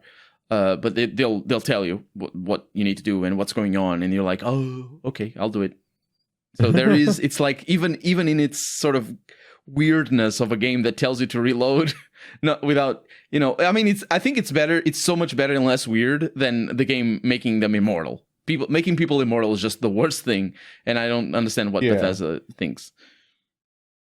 Yeah, they know that part of the appeal of the freedom, part of the appeal of the Elder Scrolls games is that kind of freedom of just like being able to interact with anything the way you want to, and also like the kinetic aspect to it, like how over time you start being able to like just pick up items and like put them on people or put them around the room and like just kind of like very tactilely fuck around with your little sandbox. And so if they put arbitrary restrictions everywhere, then it feels like a betrayal of that. Yeah, I always felt that it was. But the thing is, I think the biggest problem with immortal characters is that not only do they just go way overboard with making every single character on side quests immortal, just is quest relevant for a side quest? He's immortal. But because that's a problem, because if it's not for the main quest, why go to the problem through the trouble? But the other thing is that it allows them to design quests that just aren't possible normally. I don't know. Imagine I'm thinking the Brotherhood of Steel in Skyrim. I don't know if you played Skyrim. I imagine you have. No, I really don't like Skyrim. In Skyrim, the Brotherhood of Steel basically, it's not the boss. Did they really but make another faction called the Brotherhood of Steel in a different universe? Sorry, not Brotherhood of Steel. Okay, I'm sorry. I was like, the other Brotherhood. The Blades. No. The Brotherhood of what are they called? So they can't be called the Brotherhood of Steel, right? No. I'm sorry. I'm sorry. About the Thieves Guild? Grey Fox. No. The Assassins. Dark Brotherhood. Sorry, Guild, the Dark Brotherhood. Yeah. Oh, Dark Brotherhood. Oh yeah, I like that. I like how they introduced them in Oblivion. In Skyrim, it's introduced sort of similar to Oblivion, but it's a little bit more involved. But you see like their boss early on, and you could theoretically kill them, but no, you can't. And that would be an interesting quest line. No, you can't. You can't do that. No, it's a linear quest. There's no options. Yeah. In Oblivion, you just kill any innocent NPC, and then next time you sleep, like the Brotherhood shows up at your bed. But I had problems with Oblivion because I played it when I was relatively new to these kinds of games to begin with, and it was my first Elder Scrolls game. So I was playing in like 2006 or whatever. I played the game for like probably 20 or 30 hours without ever sleeping. Because there was no reason to sleep in the game. There was no reason to sleep, yeah. Yeah. The game does tell you to sleep, though. The game game says I'm you just have running around having sleep. merry adventures. There's no fatigue meter. I don't need any resources to survive. Everything, and like nothing's hard, so I'm just beating everything and it's fine. And then you have super amounts of skills because that's how the game works. And then I sleep like once. And there's also that thing where like your skills are leveling up regardless because it's separate from your leveling process. It's just you use them a lot. But then I sleep like once and I gain like 30 levels, and the Dark Brotherhood ambushes me in the middle of the night. And also every monster in the entire world is replaced by completely different creatures overnight. Like it literally turned into a different game. Armor. Because every single part of the map is scaling enemies where it will literally replace. What's really cool is that it's not just the same enemies the whole game that slowly replace themselves. That slowly just level up to match your stats, but they literally replace themselves with new enemies and like the fantasy creatures. Like instead of a will-o-wisp, it's like, oh, there's a nightmare demon thing here now or something like that.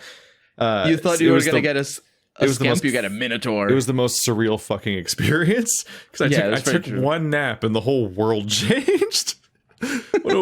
But it does speak to the weird balance of that game too, though, is the fact that it's never hard because it's always the same difficulty no matter what, because it always matches your skill level, and it's like that's the thing. The thing is, it is actually hard if you level up a lot. In Oblivion, the last time I played Oblivion, I did it on camera. So the strat is just never sleep. No. The strat is to make a. So the problem with Oblivion, and I didn't study this too hard. I made a build that was on purpose for this, for what I'm about to say. But I've heard other people, like I got some commenters talking about this, and I think I'm right in saying this. So what happens in Oblivion is this: imagine you are a sword wielder, and you have a sword and you have a shield, and you level up those skills, right? And those skills are going to get you some stats, and you're going to level up. The thing is, by around level 20. Which is like maybe halfway through the game, you're going to have maxed out all your sword because you use it a lot, and you're going to max out your shield because you also use it a lot, right? Oh, so like the idea is that you've capped out that level, so you can't get any better at that particular weapon, and so you'll never be better at sword, and so you've capped out on your combat power level for the rest of the game. But every other action you take will be leveling something up, which then makes the enemies level up again because they're like taking your collective level as your power, even though you're not getting more powerful anymore. You said it perfectly. That's like exactly what happens. Blacksmithing, therefore combat's harder. It's like, wait, what? Oh yeah, what? You jumped a lot. Now combat's harder. So by the end of the game, if you're level 50 or 48 or something, where the max level is usually. Like every enemy they're not necessarily super difficult. They just take forever to die because they have so much health. Oh yeah, and you have very good armor and all that. But like it's just such a slog. And Oblivion Skyrim as well, but I think Oblivion is worse.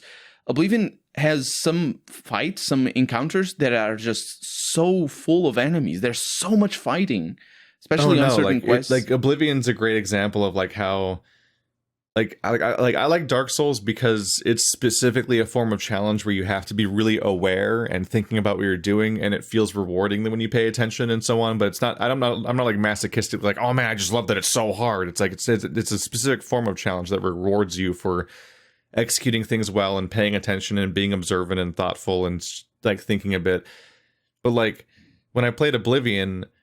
You're just like whap. You just you're mashing right trigger on your Xbox 360 controller, and all the stuff's dying.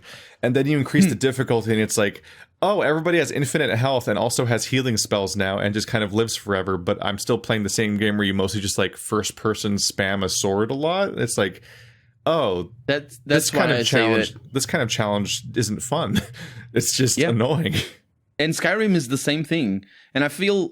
It's a little bit surprising that Skyrim did so well, although, it's kind of complicated because it also came out before the Dark Souls, but not before Demon Souls. Demon Souls came out 2009. Dark Souls came out the same month as Skyrim. But I think the next Elder Scrolls absolutely has to have Dark Souls style combat. Not in terms of difficulty, It's the only way I'll play it, because Bethesda, they've been on an endless trajectory of being only less interesting every time they make a game. It's not even that I feel it's not even that difficult for them to implement it into the design. Like the second to second gameplay, like you could do that. Like maybe it's gonna be difficult with people who like to play it in first person, but just make first person suck, because third person sucks every other game. So make it good. Just because they have to. People, I don't know who's still buying Skyrim, but it's coming out on every console everywhere every time. I'm so confused. Guys, and it's still the same game with the same other bugs. games exist. There's so many other games. I don't understand. Well, it's because Skyrim tapped into the fucking like the FIFA market, like the particular section of the gaming populace that like they only really need like the one game and they're fine.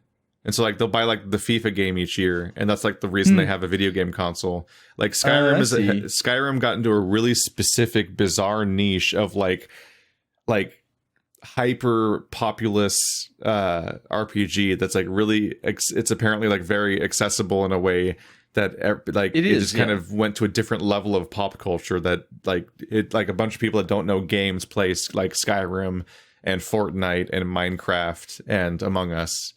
Like specifically that like it reached new demographics, and so if they just keep putting it on shelves, people buy it out of like familiarity at this point. That bodes so ill though for the next Elder Scrolls if they're gonna make it for. Oh yeah. Also, everything Bethesda's done bodes really ill for the next Elder Scrolls. That's true. Yeah, that's very true as well. They haven't made a single half decent game since Fallout 3, and that was a long time ago. Honestly, I like Skyrim. It's not like super well written, but I like the fact that they stepped back with the RPG elements. The character system is so simple, and I think the perks are really kind of good. Dark Souls just broke it for me because it came out the same month, and Dark Souls was so compelling and so interesting to play. And then I go into every time because I also had a 360 copy of Skyrim, and like every time I loaded it up, it's like, all right, we're in the gray world. There's a wolf every now and then. You whippy wappy at people. Everyone talks in a weird monotone that like doesn't have the weird, creepy intrigue of a Dark Souls game, but it also doesn't have the compelling character drama of like a Bioware game. So it's just like, and the level design, greetings adventure, also, blah blah blah. Yeah, you go. The level design. I've always felt that it was so lacking it's so boring. You go into a dungeon, it's like it's a cave. It's like a snaky cave. There's no branching paths, and at the end you open a door that takes you back to the beginning of the cave. It's like, oh, I don't have to run back. That's kind of nice. But like they're all that cave. Yeah, that's true. It's like fucking Goldshire in World of Warcraft. It's like the same. It's like I've been doing this before. Yeah, I played Enderall, which is like a total conversion for Skyrim. So it uses the same engine and has the same technical limitations. But the level design, it's like an amateur game. I think it's on sale now on Steam, but when I played it, it was free. Yeah, it's been nominated a few times on my Patreon too. It is so good in terms of level design. In terms of a lot of other stuff, it's worse than you'd expect. Maybe it's better still than Bethesda. I still think it's the most fun I've had. At this point, I'm more interested in Enderall and Fallout California than I am in actual Bethesda games. Oh yeah, so that's definitely fair. The fans might have better ideas because that's definitely fair. Enderall is an amazing experience. I think in terms of storytelling, it falls into the pitfalls of amateur storytelling later on. But yeah, like Skyrim, the level design is so boring. The voice acting and dialogue is so boring. The combat is so boring, and then the world. As well. They replaced the beautiful plains full of fairies and bullshit from Oblivion. It had random hell gates, and there's like just what a bizarre, fun visual mess to go through. They replaced that with just gray slopes. And it's like I want to die. I've never blasted more than like 4 hours through Skyrim before I just like I put it down and then I just never pick it up again because there's just so many cooler games and I'm so confused with how popular it is. But then again, here we are with Fortnite, so I'm on the wrong side of history. I made a video on the launch day of Fortnite Battle Royale where I fucking sneered at that and laughed at their stupid, embarrassing game. Like, their game that I was looking forward to, but came out and was trash, and it's also not popular. So they're trying to really desperately turn it into a PUBG, and then like that video didn't age well because now it's like the most popular game in the world. In your defense, the reason why Fortnite is good has more to do than how it plays. It also has to do with its gameplay, but it's the because way it's it's cartoony designed, and it's free. Yeah. And unlike PUBG, so it captures a younger audience more. And then once you snowball that younger audience, it just becomes... you're good to go. It just becomes the social hangout place that everyone doesn't want to be left out of in high school and middle school. And so people are just there, like, out of, like, the need that they have to be there to belong, because that's what everyone in school desperately wants, is to feel like they're a part of something and in a group and like they're in on the thing. So everyone flocks to TikTok, everyone flocks to Fortnite. Like they all like try to be in the same place because that's where everyone else is, and they don't want to feel like the excluded person in like the tribal, like, bullying garbage way that children behave at each other. And so, like, yeah, it just becomes a self-perpetuating thing where, like, Fortnite just wins because it's itself. And, like, being a better battle royale is actually not conducive to improving their profits. Like, it's just get more cosmetics, throw events, and have as many FOMO mechanics as you can, because the fear of missing out is why your entire audience came there in the first place. And it's going to be forever as well. It's not one of those games that maybe in the future is going to be different. No, that's forever until they decide to stop it. It's going to be always like that. Oh yeah, it's an emotionally exploitative game by design, because they saw their chance and they took it. And it's like, ugh. I just wanted Fortnite, the one that they announced in like 2012.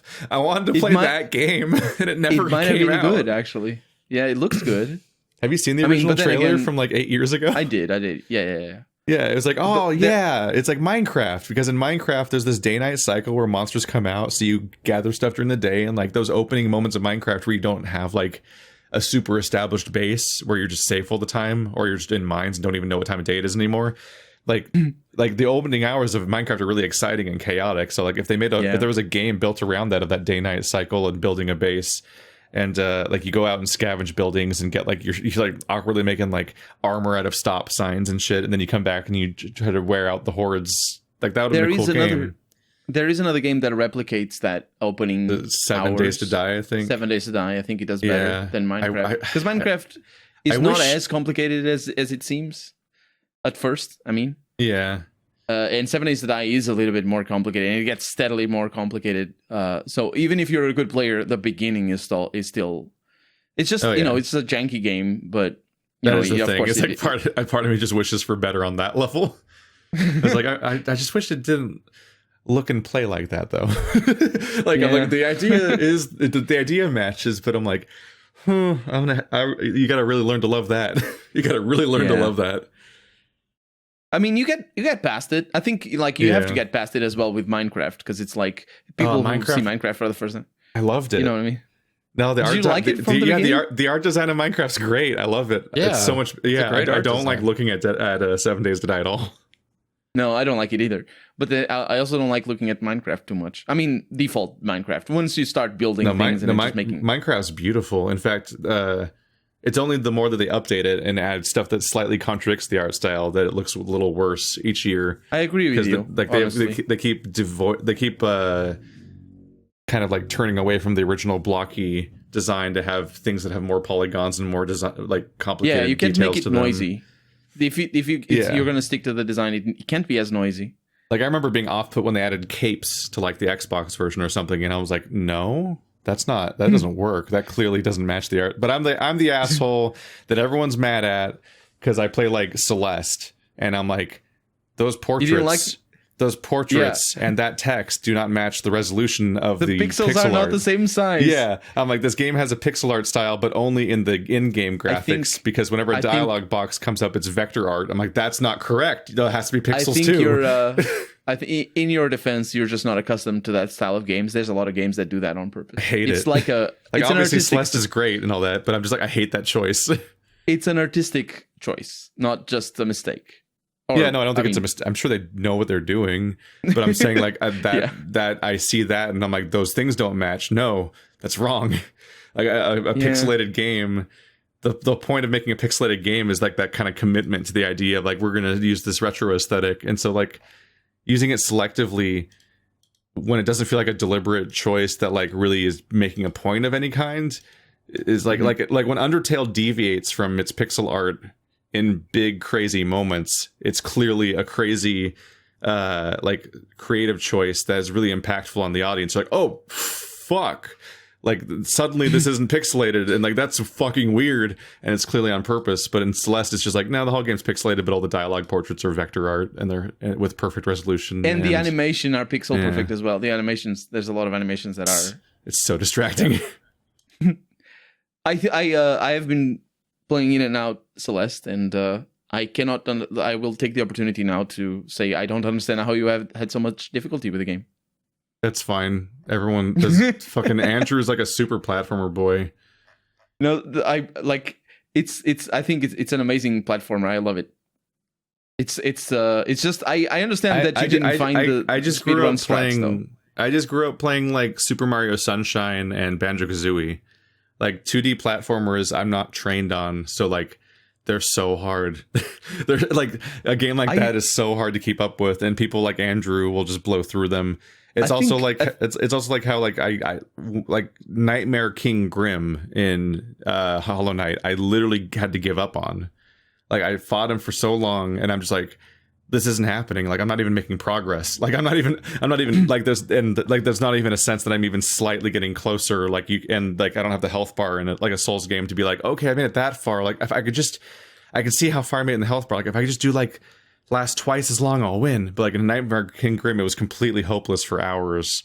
Fucking Andrew makes like a 20-minute video where he like does the entire DLC, unlocks the first boss fight, beats it, unlocks the second boss fight, beats it, and it's like that's the whole video with no edits. Like, all right, cool, fucking fine. Everyone watch that one. I grew up playing Sonic 1 through 4. I mean, the fourth one is Sonic and Knuckles, but still. Mario, I could never get into Mario because I played Super Mario Bros. The first one. I don't even like 2D. I don't like 2D Mario.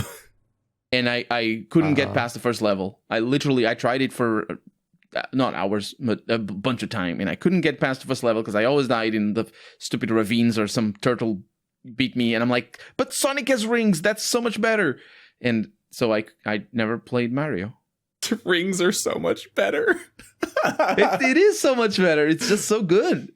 Like you get hit, no, it doesn't matter. Look at all the rings flying all over the place. I like the ring sound more than the coin sound. When you pick them up, I guess. Yeah. The one that is now used at gas stations across America. Is it really? Yeah, I don't know which one came first, but if you open up the door to a gas station in the United States, like a convenience store, like a 7-Eleven or whatever, the door makes the Sonic the Hedgehog pick up a ring sound because it's like I think it's just a stock noise. So wow. So the reason for that, Sega made that sound. That's their own sound. They own the license to it. The reason you see that sound show up in American gas stations, there's a video that a YouTuber called Nexpo did where he was like, look, I'm fucking tired of hearing it. How the fuck does this sound end up in my gas stations? And so it turns out that Sega was sold to a company that makes ATM machines. And when they bought Sega, they gained access to that sound library. And so they added that sound library to one of their ATM machines, which then happens to be one of the most popular ATM machines cash registers used in the United States. And so that's why most gas stations have that, is because they buy that specific thing. That's from surreal. A specific user. Yeah, it feels like you're pulling a prank on me, honestly. It's stupid and it's simple, but that's like every time you encounter it, you're like, is anyone else noticing this? Like, this is fucking weird, right? I feel like I've never said it out loud before, but like I'm so clearly aware that it's the same sound from Sonic, and I'm like, why is that happening? The only similar thing that happened to me once was I don't think I was in the theater, in the movie theaters or theater. I think I was outside or something. There's like these. There's I think it was like in the shop. It was in the shopping center, and there's these loudspeakers playing music. And then the music stopped, and the sound of Google, the Google Assistant came up, that plook sound, and everybody looked up, and everybody started messing with their phones, and then the music came back. That was the only thing, but like, obviously everybody knew what was going on. But like, I think if I heard the Sonic sounds when I went to an ATM machine, I'd freak out. I'd be like, "What's?" It's very strange. It'd be like getting in an elevator and hearing like the star music from Mario. You're like, what? Dun, dun, dun, dun, dun, dun, dun. I'm like, oh, I gotta go somewhere. I gotta be somewhere. I don't know what it is, but I gotta go. Music fucks with you like that. Or if it has a specific context and you hear it out of its context and you're not ready for it, it's just like Yeah, Like, it's Pavlov's thing. Yeah, like I was telling Andrew, like one of mine is that like there's that song like "Do You Hear What I Hear?" And like I never heard that holiday song in any other context. I only know it from Gremlins, which is a comedy horror movie, but it's definitely leans towards the creepy side, especially when that song is being played in like So that song is creepy store. for you. And like the lyrics are creepy because like if you know it from a horror movie, it's like, do you hear what I hear? Do you see what I see? And stuff like that. Like it's creepy lyrics for a horror thing, and it fits. It's why they chose it, I'm sure. But like I went my whole childhood never encountering that song in the wild, for the point where, for all I know, it's like Home Alone, where the movie inside the movie is fake and they just made it for the movie. Like it could just be a song from Gremlins. But then like randomly, I'm like 25 years old in a store and I hear it playing over the radio. But like I don't even register at first that I'm hearing, and all I know is that I'm weirdly uncomfortable and I feel like I need to leave. And like, why do I feel like I need to leave the store? And I wait for I'm like interrogating the thought for a while, and then I realize that fucking song is playing, and I'm like, I didn't know this. I was at the point where I didn't even know the song was real, as in like a thing that was outside of Gremlins. Here, I want to leave the store because of the music, but the music is just I like the grocery store that I go to has the song as music on the loudspeakers that is so bad. It's like an indie band from here or something from Portugal or something. It is like it's purposely made to be as bad as it can be. Everything is so bad about that. It's like garbage. It's so bad. It's not even bad as in when people say that, oh, that music is bad even though other people like it. No, that is bad on purpose. Like I swear they're pulling a prank. I asked the people who work there about the music that plays, and they said, oh, I don't even listen to it anymore. I tune it out, which makes sense because they work there all day. But like, oh my God, I bet it's like the band of the nephew of the owner of the grocery chain or something. It's just like, I have this band, and like the guitar solos are terrible, the drums are awful. It's repetitive over like. Like you expect to find out that they're selling albums at the register. I mean, I would not be surprised, honestly. Feels like it'd be the goal, like the point of all that. Yeah. I mean, yeah, makes sense. Yeah. I don't know. I don't. But so, do you hear what I hear? Sounds like an upgrade to me. Yeah. I mean, I'm not sick of it. I haven't heard it that many times outside of one of my favorite movies. I'm at the point now where I don't even, if I go outside, I don't do so without headphones in, and my headphones can just block out all sound. So I don't have to deal with that because I don't want to. Like I worked retail. I know what it's like going into like listening to the generic ass radio station that they pick, and it's usually so like if you go to a grocery store, it's usually a really low mellow song. You don't even notice it really because it's supposed to be like an elevator. It's supposed to be like an elevator music where you forget that it's there, but it's like enough that you feel calm and like content with it. Like it's not offending. It doesn't do anything that like, upsets you. It's just music. I will record it. Next time I go to the groceries, I will record the song because I'm sure it's going to be playing like some horrendous riff and just awful. It's just, and you'll see the next podcast. I'll show you some clips. I just feel so bad for people that have to work at places where music plays. Yeah. It's always it's always the tiniest list of songs. Like I just remember working at Best Buy and hearing "Can't Be Tamed," I can't be tamed from like some Miley Cyrus song, and it was just I was like, I'm so done with the song, and it keeps coming back every hour. Are you sure that's not just normal radio? Because that's what I feel that normal radio is like. It's always the same songs over and over again. It's a radio at least usually evolves more over time, and it has a larger list of songs. A retail place feels like it has like 6 songs sometimes, and it's always that one Tom Petty song about flying because it's such like a vaguely liked and inoffensive song with no like nothing that people read into or anything, and it's just like it's just palatable enough to everybody, so it's on every single retail place's soundtrack seemingly, and it's just you get to listen to it every hour of every day for like a year and a half. And it never goes away. Yeah, that sounds like a personal problem. Yeah, I'm sure that changes a person. Quit. You didn't quit from the music. Problem solved. He's like, I will not work at a place with such. Retail's a miserable job. Like everyone that works there, I just feel bad because like they just every retail job in America and probably most places really is just like this miserable experience of like it's designed around the idea of every employee is just gonna come and go in the span of like 6 months or so anyway. Like everyone's just temporary and they're gonna go away. So you don't invest in like training them properly for their job, and you don't really try to like make any of them like their job, because even if they did like their job, they're mostly a bunch of like teenagers that are going to be gone soon anyway, because that's the turnover rate. But also like the company practices are always complete trash and like bordering on abusive to their employees in many cases, and their expectations are always like misapplied. Like they want you to like obsess over things that don't make you do your job better, and because it's just so some guy in a suit feels like he's like accomplishing something somewhere, so like they just keep implementing new policies every few months just to kind of feel like their jobs matter and at the top, and so everyone gets to just kind of suffer through it all the time. And then that's before you just get like the music and shit. Yeah. Yeah. Because like Stephanie's talking about like, hey, the Christmas music's already started. Here comes the month of nothing but Christmas music every day, all day, while already doing a stressful job that you hate, where it feels like the very structure of the company you're working at is itself against you, on top of dealing with the customers that just are awful. Yeah. And never again. I thought Christmas music would start earlier, honestly. I think it started a few weeks ago. Oh, yeah, because in the US, like, it's after Thanksgiving. That's when Christmas starts. Not always.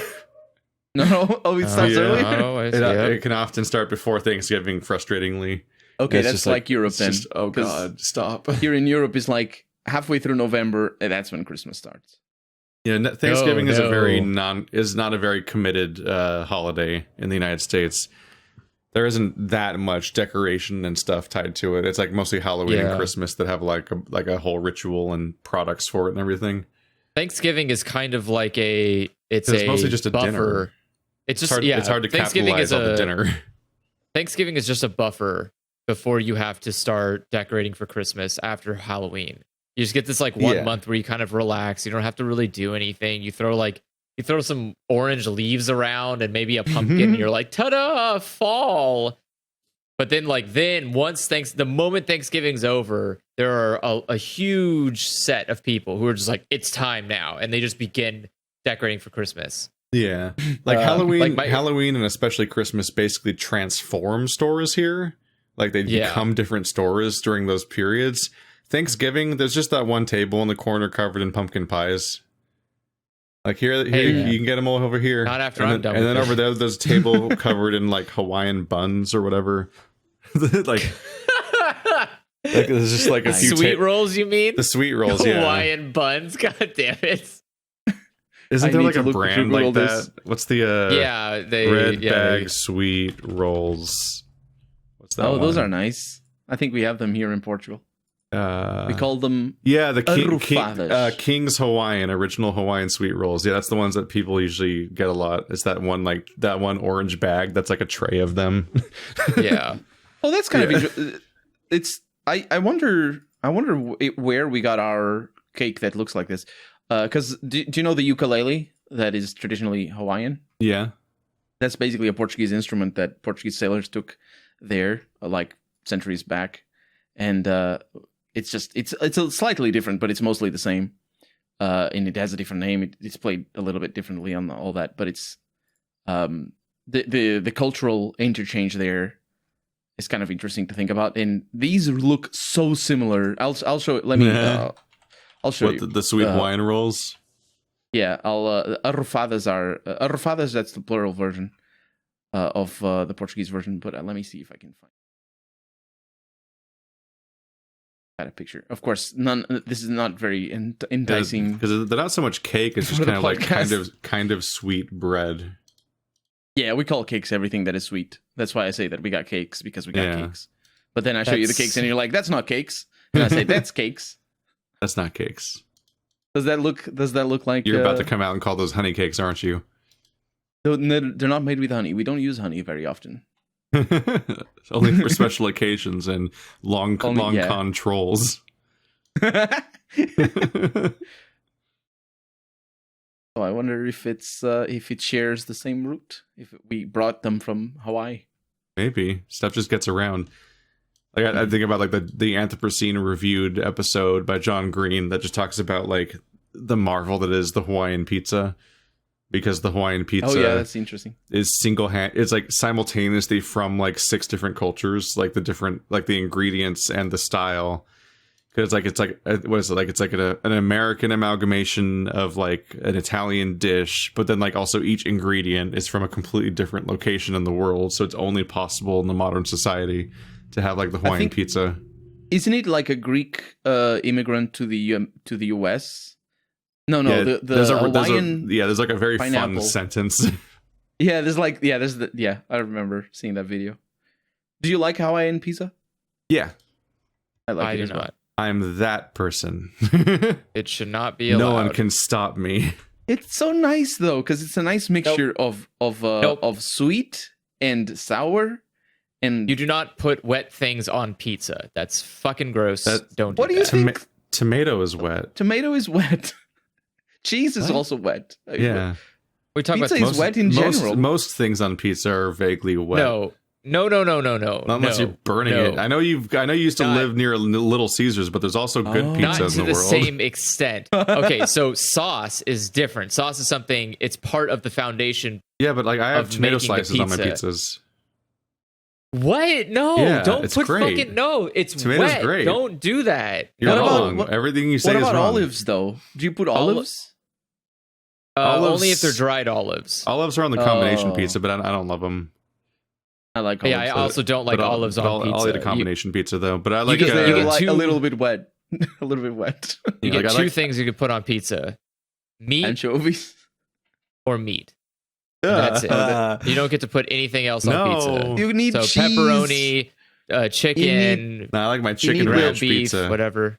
What ranch? What the Yeah, fuck? white. You got your No, you got, ranch, you, got, that's- you got your white sauce instead of the tomato sauce. You got your chicken, and you got your bacon and your tomato in there. Then of course, like you got like your Hawaiian pizza with like the ham and the pineapple No. and all Ranch that. is too Those are strong. great. Ranch is way too strong. I live on 2 types of pizzas: You got a flat Rancho pepperoni Steve's. and cut pepperoni, and that's it. There's no other. There's no other Flat and pizza. cut pepperoni. I found the sentence. The sentence is, but globalism of pineapple pizza in particular goes even deeper, stretching across much of the world, because Hawaiian pizza was invented in 1962 in Canada by a Greek immigrant who was inspired by Chinese cuisine to put a South American food on an Italian dish that went on to become the most popular not in Hawaii, but Australia, where at least according to a survey printing in Pizza Marketing Quarterly, pineapple is the single most popular pizza topping. Take that, Andrew. And yes, there is a magazine called I'm Pizza kidding. Marketing Quarterly, and it comes out once a month. Everything about that sentence is a ride. Yeah. Everyone should watch the Anthropocene Reviewed, and by watch I mean listen to, look. because it's a podcast.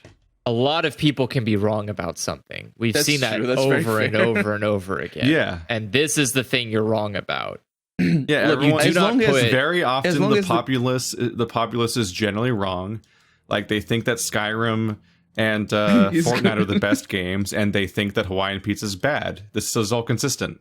No, They're it's, wrong about everything. Just And I'm because right. it's the most popular doesn't mean it's the most. It's liked by the most people, because it could be the most popular. Australia as in 15%. has it. Congratulations, Australia! You did it.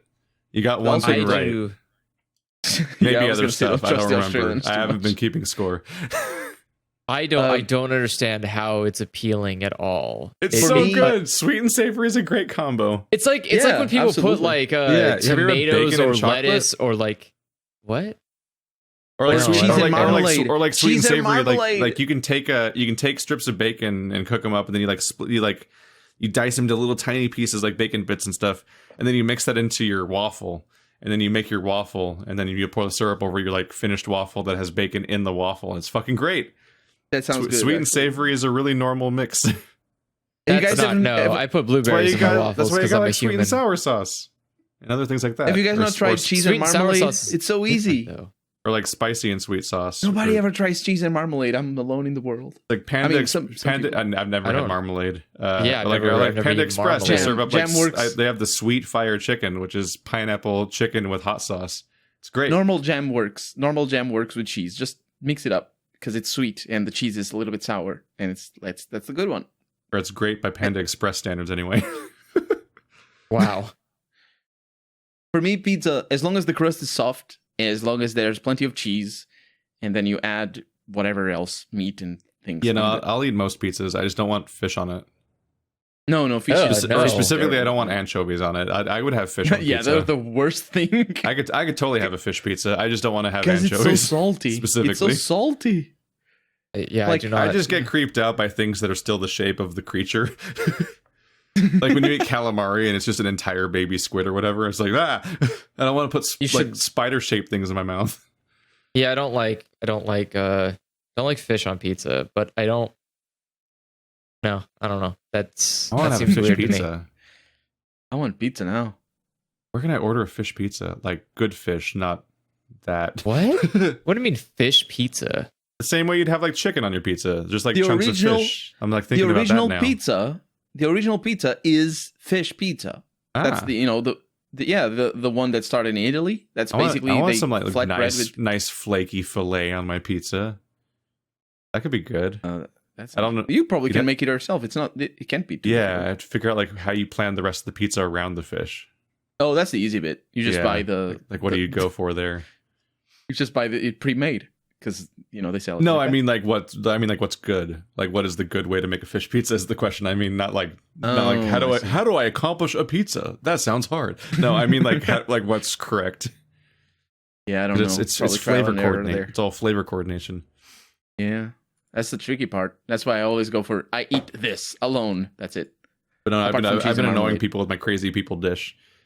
Because what I do is God, it's been a bit, so I'm trying to remember. But like I take like a couple bell peppers and dice those up, and then I dice up an onion, and then I take like a can of like diced pineapple, and I take I found pineapple meatballs you can buy at the store. So they're Oh my pineapple god, it flavored started so meatballs. well. And where are you going? Yeah, and then you have like diced ham. It's like you just kind of the art is just figuring out the correct order in which to add them to the pan as you cook them all, because there's different cooking rates for all these things, and then you just mix all that up, and it's just this really nice like it's vaguely like pineapple pizza adjacent, and like its flavor profile because it's got like the ham and the pineapple meatballs and the pineapple with the bell pepper and the onions. You definitely start with the onions because you got to get those those going. But it's like you just get this bowl, and I'm like, I love it. I like this. I like what this turns into. Throw on some red pepper flakes midway through. I just looked it up, and apparently marmalade is a borrowed word from Portuguese marmelada, which is what I call it. So funny that, and no surprise that I like it. But it's also a plant that I know how it's called in Portuguese, but I never see it translated. It's called quince. And it's like a very specialty plant because it's only made for marmalade. You don't eat it, although you could, but it's just very... Quince. It's like a pear. Except like a pear on steroids. It's like a weird thing. And you make it like jam. It's basically a certain type of jam. But anything works with cheese. Like if you... The reason why cheese and ham works is because the ham is sort of cuts the taste of the cheese. So you can cut it even more with sweet things. Just like it's easy and good. Although you shouldn't heat jam. It gets watery. Grilled. Yeah, you shouldn't do grilled cheese with marmalade. That's terrible. Yeah, I have these. I have a few jams I got last time we were at Pismo, and there's like apple jalapeno jam and stuff like that. Like some different like spicy jams. There's a onion and garlic jam which I love, but I tried putting them in breakfast sandwiches because there was I have this little thing that quickly puts together in 3 minutes like a breakfast sandwich where it cooks up the English muffin that you sliced open, and it makes a little egg patty out of the egg you crack into it, and then I'm not sure that's gonna work. You kind of like jam. You kind of like open up a little trap door that drops the top half of the sandwich onto the bottom half when it's done. But yeah, you try mixing the jam in, and because the sandwich is pretty hot, the jam just turns into like water and starts dripping out of every side. It's like, oh no, I've made a mistake. It's everywhere.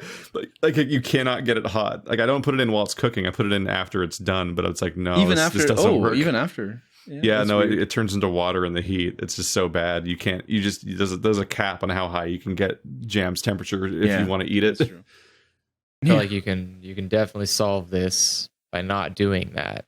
Yeah, and just eating regular food. That is what the story was. I'm looking up sandwich. The story was I tried a thing and it was like, no, that didn't work. Yeah, don't ever try things. No, trying things is great. It's fun.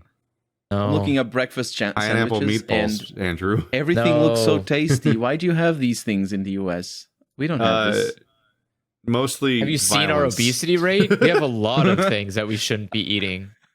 I mean, it's got bacon, it's got cheese, it's got eggs on top. I like it a lot. I mean, have you seen my breakfast burritos I make? I'm not sure I have. I made a stupid cooking video at one point for April Fools. Yeah, it's like. Oh, I saw that. Yeah, because I thought it was dinner. The onion. No, not breakfast. That's first thing in the morning. My God, it's got eggs. That makes it breakfast. No, it doesn't. Only for the British. That's not. It's yeah. You don't need eggs at dinner and lunch. Bell pepper, onions, mushrooms, and just let those cook for a while, and crack some eggs over it. Mix that up. Holy crap! Pour that onto You are basically pouring it at that point. When it's cooked, you just pour that like onto a tortilla that has cheese on it. Some sriracha on that. You got your breakfast. That's dinner and lunch. No. I mean, it's so strong. I mean it depends on how early it does you wake up. Pretty much, it's pretty much enough for me to eat. It's pretty much makes me skip lunch too. But what do you mean it's strong? What does that mean? Just like the quantity?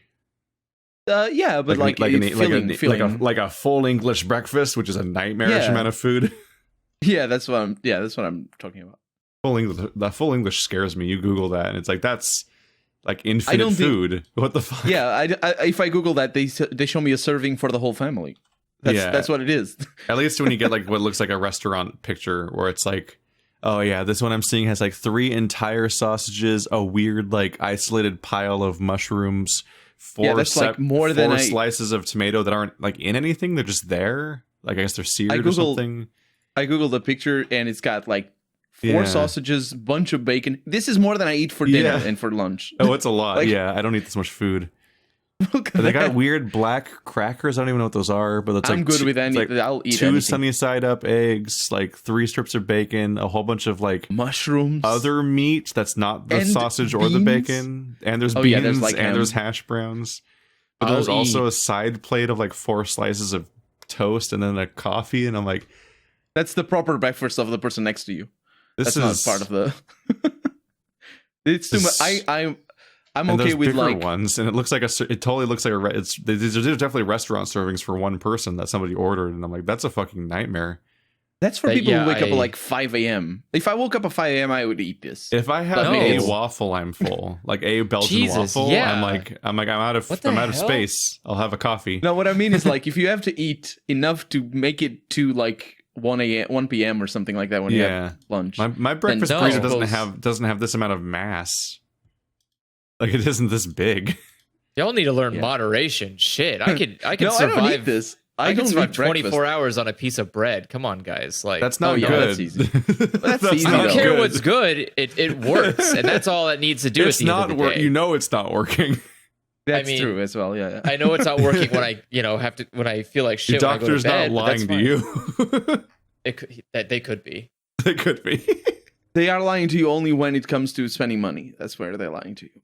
This is not covered by your warranty. Wait, what's not warranty? What it's called? I mean, if it makes you feel any better, my nutritionist keeps changing it.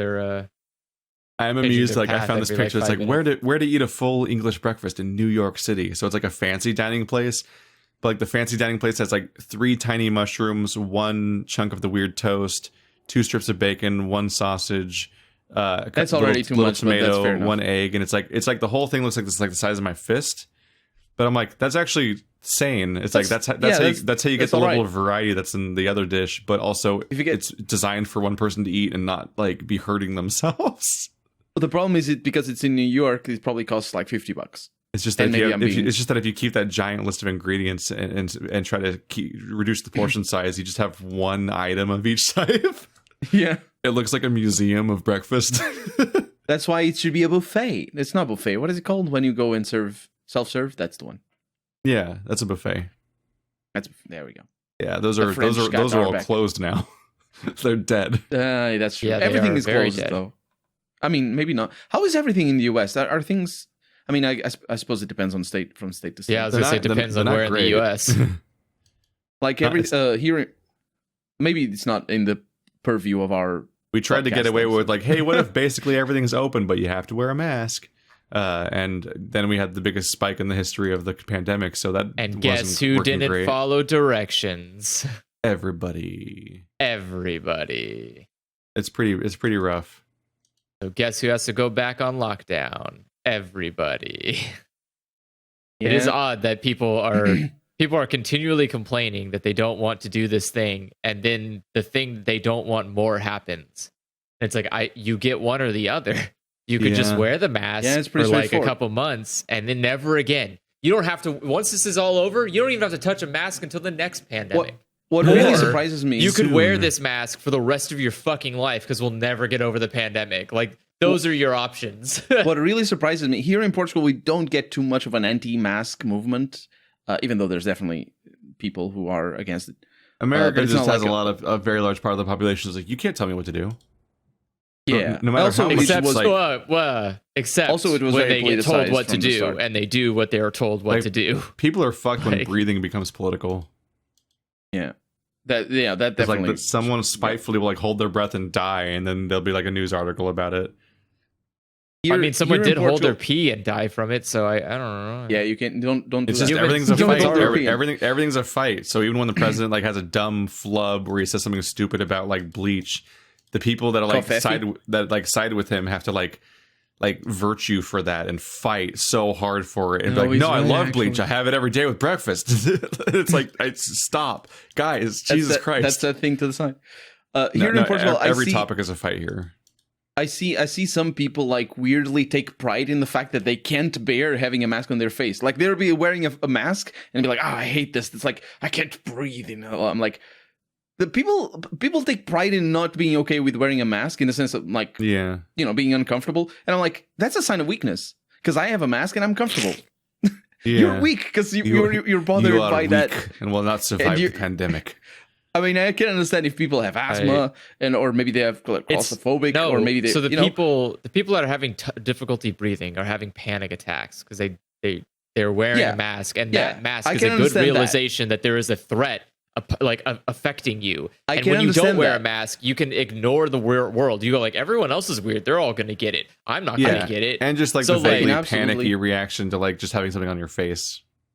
yeah, I can and it's like, understand I people don't- who have just a visceral. Yeah, because you can definitely Yeah. breathe through the mask. It works. But I just hate fine. masks. I fucking there's people despise who- them, but I'm not going there's to kill people- myself. Like, There's people who take pride in not in saying that they're not okay. I honestly, the people that I've talked to that have had this reaction to me, talking about it, mean- because people talk about it, right? that's and, fine. At least somebody owns up to their I think failure as a human. I don't think they're. I think they're totally okay with it. They just like saying that they're not okay with it. There's I hate it. well, It's just or there's, something like. there's the endless feedback loop of people that always just get together and get chummy and talk about how like that new thing. I don't know about that new thing. The world's really going downhill. And you just have that conversation every year about whatever the thing is that's happening right now. And it's 2020, so it's always Yeah. the thing.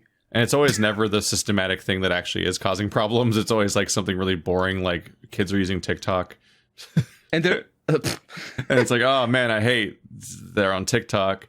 World's really fucking. It's just on fire. We're not- It's just we're not on that fire. It's falling into a sophisticated. pit of lava.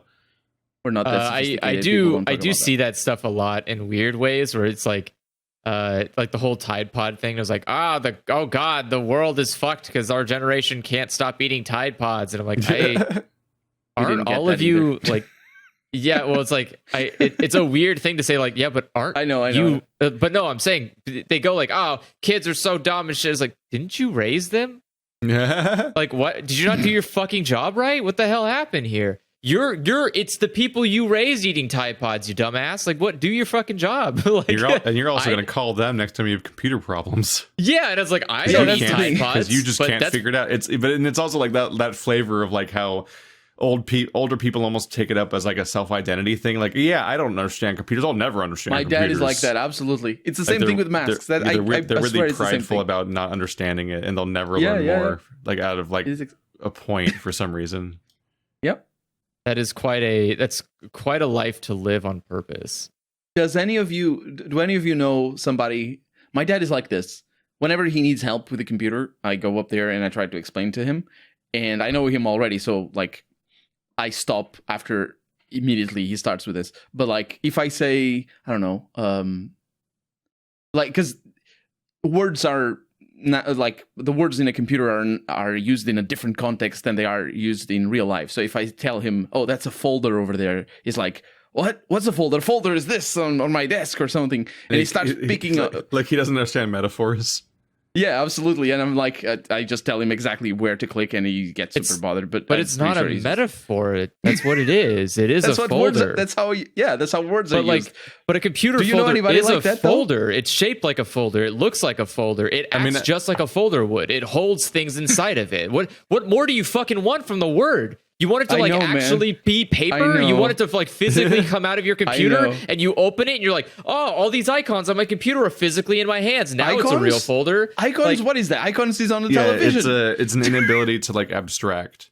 Now, icons are on the television. It's not inability though. It's on purpose. Yeah, icons are swear it's on purpose. I was walking a friend's mom through something when I was like probably like 14 or something. And I said, and I don't remember exactly what it was, but I just said, like, put your mouse on that, the way that you would, like, walk somebody to the commands of doing things. And she picked up the mouse and put it on that part of the screen. And I was so not ready for that reaction. Like, that inability to abstract the idea that, like, no, I mean, you move this device to move the mouse cursor on the screen. It's like, no, like they specifically picked up the device and put it there. No, it was genuine. Yeah, I was not ready for it. I experience that constantly. I'm sorry, my job. Yeah, it's so the way I look at it is you when you're walking people through technical problems, you need to treat them less. You need to treat it like you're trying to explain it to a dog, where you know they're never going to understand because dogs can't comprehend how computers work. But you need to like do it well enough that they'll follow along. So like a dog, you can teach a dog to move in a certain pattern, even if it doesn't understand why it's doing it. And that's how you need to train technical support with humans. Yeah, is you need to a dog works like an individual factory line in Factorio, where it's like you instead of communicating the idea you want, you just recreate each individual element of what you want as a sequence of things, and that's like yes. and then it just performs it unknowingly. Yeah, but then that's exactly what you do. The dog asks, "But why?" Which is what my dad does. If it asks you questions, hit it. No, I can't. No, don't ask questions. Do a thing. Don't ask questions. Dad. You can grab some paper, roll it up, bop him on the head. No, don't talk. Only do. If you talk, you're smart enough to figure it out on your own. If you're not smart enough to figure it out on your own, shut the hell up, and I'll tell you how to do it. Like that's more or less where it ends. Yeah, that is the way, and that's the reason I love using software that lets me take control of other people's computers. Is because I have because then I just tell I literally all I do is I go, oh, I'm having this issue. Thanks for telling me. Now just go do something else and I'll call you when I'm done. They're like, well, what? Nope, I don't need you. I don't want you here. I want you to go do literally anything else. You are nothing but a burden, a hindrance, and a piece of shit. Leave. I'll fix it myself, and then I'll come and call you. Yeah, it's like, because you fucked it up. I'm not here because you're a good person. I'm here because you're an idiot and you fucked up something up. So I'm going to fix it for you like the fucking moron you are. And then I'm going to call you and tell you, hey, it's good now. Come back. It's all set. And you're going to go, wow, thanks. You're so smart. And I'm going to go, no, I'm not. You're just dumb. And then hang up the call. Like every time I hate that. When it's like, wow, you figured it out. No, you're just too dumb to see the obvious solution. Like that's not, I didn't rocket science my way into this solution. I did basic problem solving skills. Like baffling sometimes. Yeah. Well, you and several people your age that do the stuff you do basically just got through the entire process of learning how to do it by just Googling everything over and over again. Yeah. How do you think I learned without internet, but actually when I had my computer, I learned everything without internet. So it was either I got my when when I had to reformat the computer I got a virus or something, I had to do it or I was out. So that was it. Yeah, I know a lot of people that like got certifications and whatnot by basically just Googling their way there, and then they have jobs about helping people that can't solve their problems when they themselves just like faked their way into this. Well, but they're qualified. Like, yeah, no, right? they're qualified, but I mean, like they just they're like good. they did that, like they didn't. There's no secret, is what I mean. Like they didn't like do a magic secret way to get their way, or they didn't go through like the official channels and like the really time-consuming, heavily ritualized way, or like they didn't. It's not exclusive. It's not inaccessible.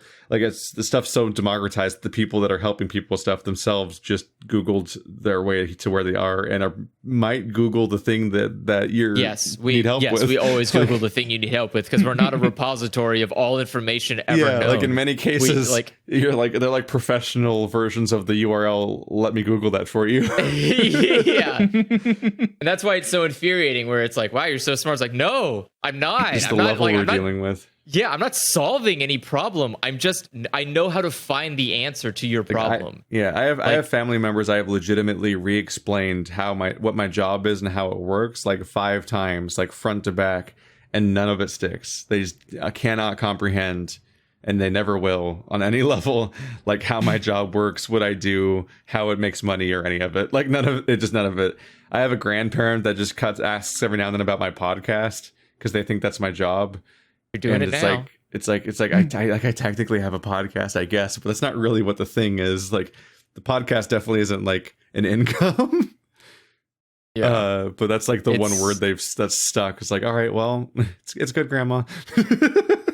you just blow through it at that point because you're like, we're never gonna get. She'll never remember it better than that. So it's like I got that far.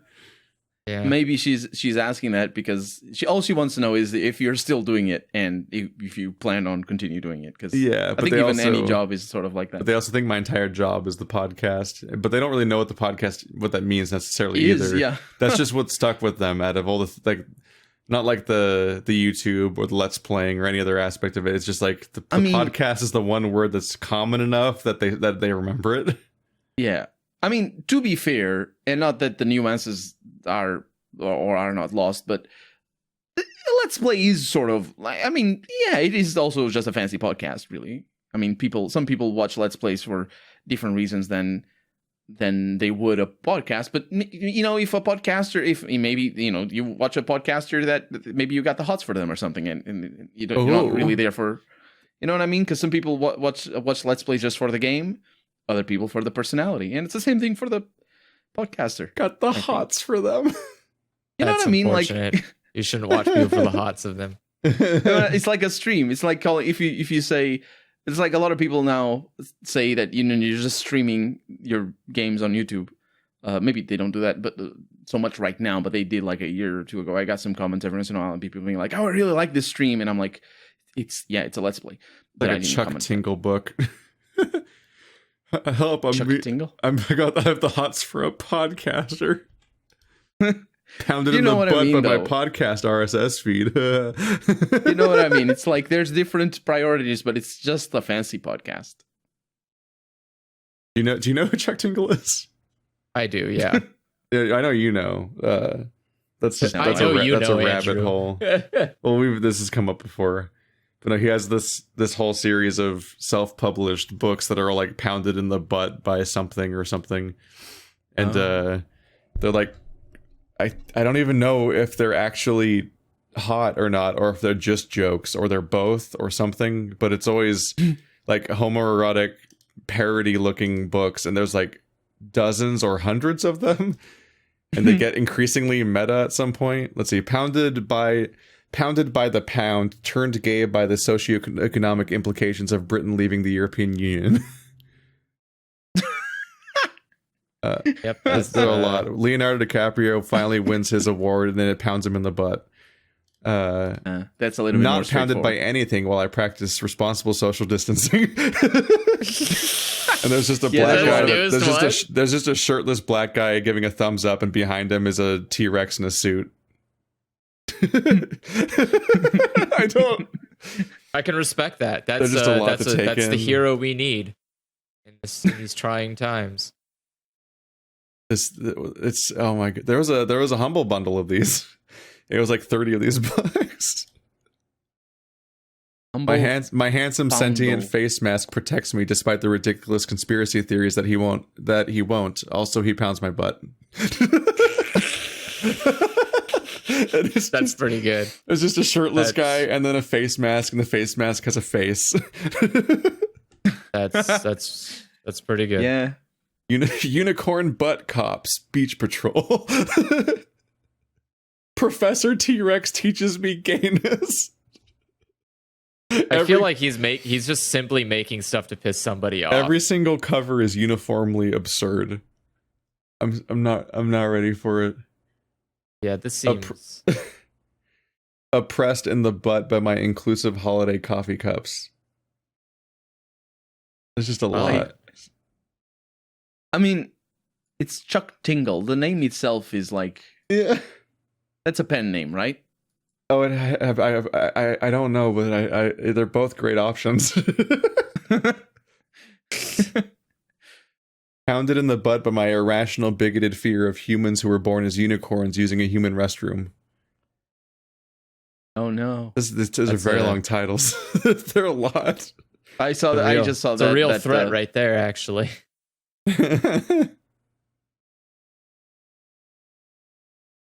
were you gonna say, Colonel? I was just saying that I opened the I was actually seeing that title at the moment it was being read. I found Colonel. You found me? Oh. My ass is haunted by the gay unicorn Colonel. Oh, you found Colonel. A gay unicorn. These Colonel. have to be like 10 pages long, right? There's too many. No, I mean they're full on novels. Does he sell these or is he Patreon funded? What is his job? What is his life? He has ghostwriters. I'm sure he has ghostwriters. Like, look at the time he spends. Yeah, and they pounded him in the butt. Is that him on the cover? Let's see. No, it's always random stuff. That's what it's called. Okay. Pounded in the butt by my book. Quote, pounded in the butt by my butt. By my own butt. This one on Amazon is 40 pages. Okay, so they're tiny. They're quickish. Yeah. It's I think it's basically I tell the novel. It's nice to meet you. I'm Buck. I found the best one. Not pounded at the last second because consent can be given and revoked at any moment, and this is a wonderful thing that's important to understand. Yeah. Love it. That's a book now. Donald Trump pounded in the butt by the handsome Russian T-Rex who also peed in his butt and then blackmailed him with the videos of his butt getting peed on. What? There is not a in? Yeah, there's an in and on, which is a bit of a problem. But the important thing is that there is not a character limit. Clearly. Yeah, obviously not. Pounded in the butt by the fact that it took less time for this book to be written and published than the entire length of Tony Scaramucci's term as the White House communications director. Jesus Christ. Holy shit. That is that is the novel equivalent of Guns Blazing. That is a title and a half. Damn. There are no held punches with that title. Pounded You get in the butt exactly by the bizarre assumption that Chuck Tingle books are just covers, not actual books. Yeah, I was gonna say he has to have the best ideas for He's covers. living his best life. Good for him. Glad somebody is. What are these? What do they have price? It's $3, aren't? Yeah, they're $3 on Amazon. So like, that's like a collector's. They're like microtransaction like books. Yeah, they're basically like little, and I imagine they're their own unique little dumb stories you could read to pass a toilet time or something. Like you probably sit there, take a shit, read a Chuck Tingle book, and move on with your life. And it's either a long shit or a very fast 40-page read. I imagine it's a fast 40-page read. What possibly is going on in 40 pages? I'm a very fast shitter. I don't have time for that. What a declaration. I'm very.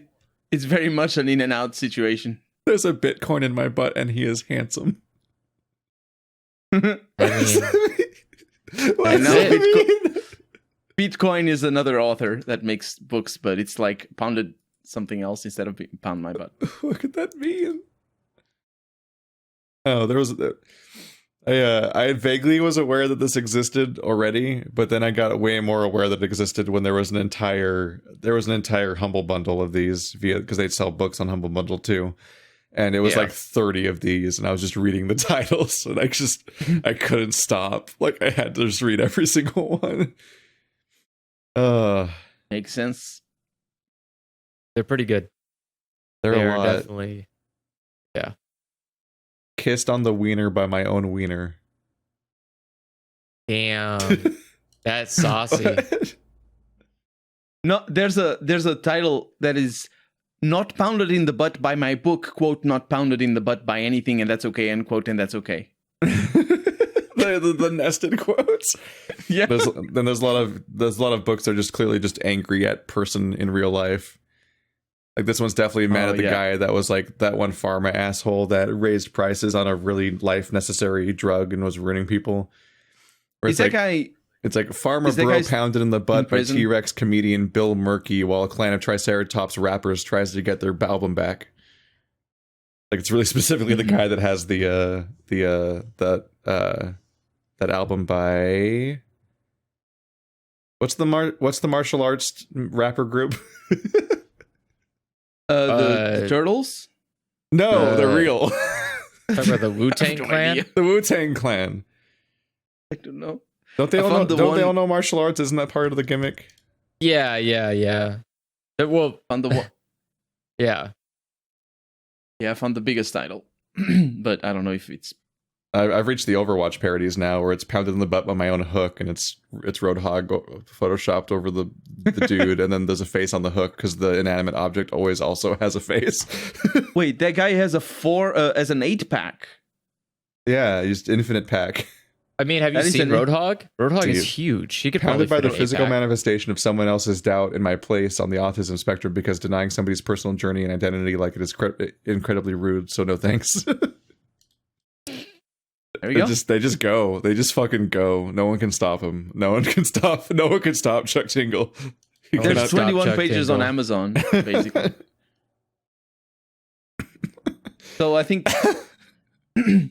Oh, there's a sequel to the European Union one. Slammed by the substantial amount of press generated by my book, pounded by the pound, turned gay by the socioeconomic implications of Britain leaving the European Union. That's another nested book. Because these get written about, and so like there's like they're out in the world, and he responds to the context too. I like that the audiobooks are free. Looping. If you get them on Amazon, the audiobooks are free. They're all of audiobooks? Wait, what? They have audiobooks, yeah.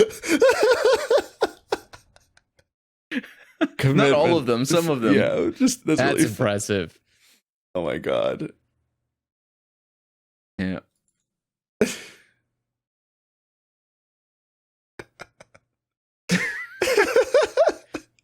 Glad you guys are enjoying Chuck Tingle so much. This is just a rabbit hole that brings joy. So I could have used remembering Chuck Tingle existed like 2 weeks ago. I guess we're gonna have to come up with a title for the podcast that is somewhat like this. Oh god. No? I mean, it's probably gonna be Wasteland 3 is a mess because that was the majority of the podcast. This is just the weird. Yeah, it makes sense. This is just the weird petering out part of the podcast where we get on a weird topic and then we're like, we should probably stop. We do a viewer question. We haven't done a viewer question. I wanted to, but it's so late that I'm afraid. It's we also got pretty 30 late, minutes. Yes. Yeah. 2 we have? I mean, I try. Don't we have for 2 hours? I try to make these 2 hours, so we just keep making 3 on accident. I guess this one's pretty funny to read now because we're so late. Oh. Freed asks, hi there, topical Halloween question. What are your favorite and worst horror themed games? Ooh. I guess what's your favorite and least favorite horror game, I guess, or something like that. Least favorite. That's the one that's going to be the hardest for me to figure out. I think my favorite, does Soma count? Yeah, it's a horror game. Yeah, it's horror. Because that's my favorite then. That We was talked pretty about good. it before. Yeah, we Yeah. discussed that. It's just so good in terms of just the narrative. And I feel like it touches so many interesting. I think for me, what clicked for that game was when Simon said something. Simon is the main character, and he says something about, "I don't even know who I am because I'm not in the place that I was at before." Because he's basically in a city, and then all of a sudden he's not anywhere near where he lived. So, I was playing, and I thought, wow, our identity is so connected to where we are as well. I never had thought about it, but it's obvious because, who we are is also made up of where we are, and how we connect to the world around us, not just the people, but also the place. And I think that happens pretty early in the game, and that's when it clicked that this game was going to be, thought provoking, and I loved it. Oh yeah, Soma's just wildly interesting. Like I'm having trouble thinking of anything else besides just Soma. You can think. You can think of all the games you've played in Halloween month. Yeah, but Soma's really good. I could pick another one if you want to pick some. We don't have to pick different ones. That's true. I need to play their new one. I wouldn't really pick any of the Silent Hill games.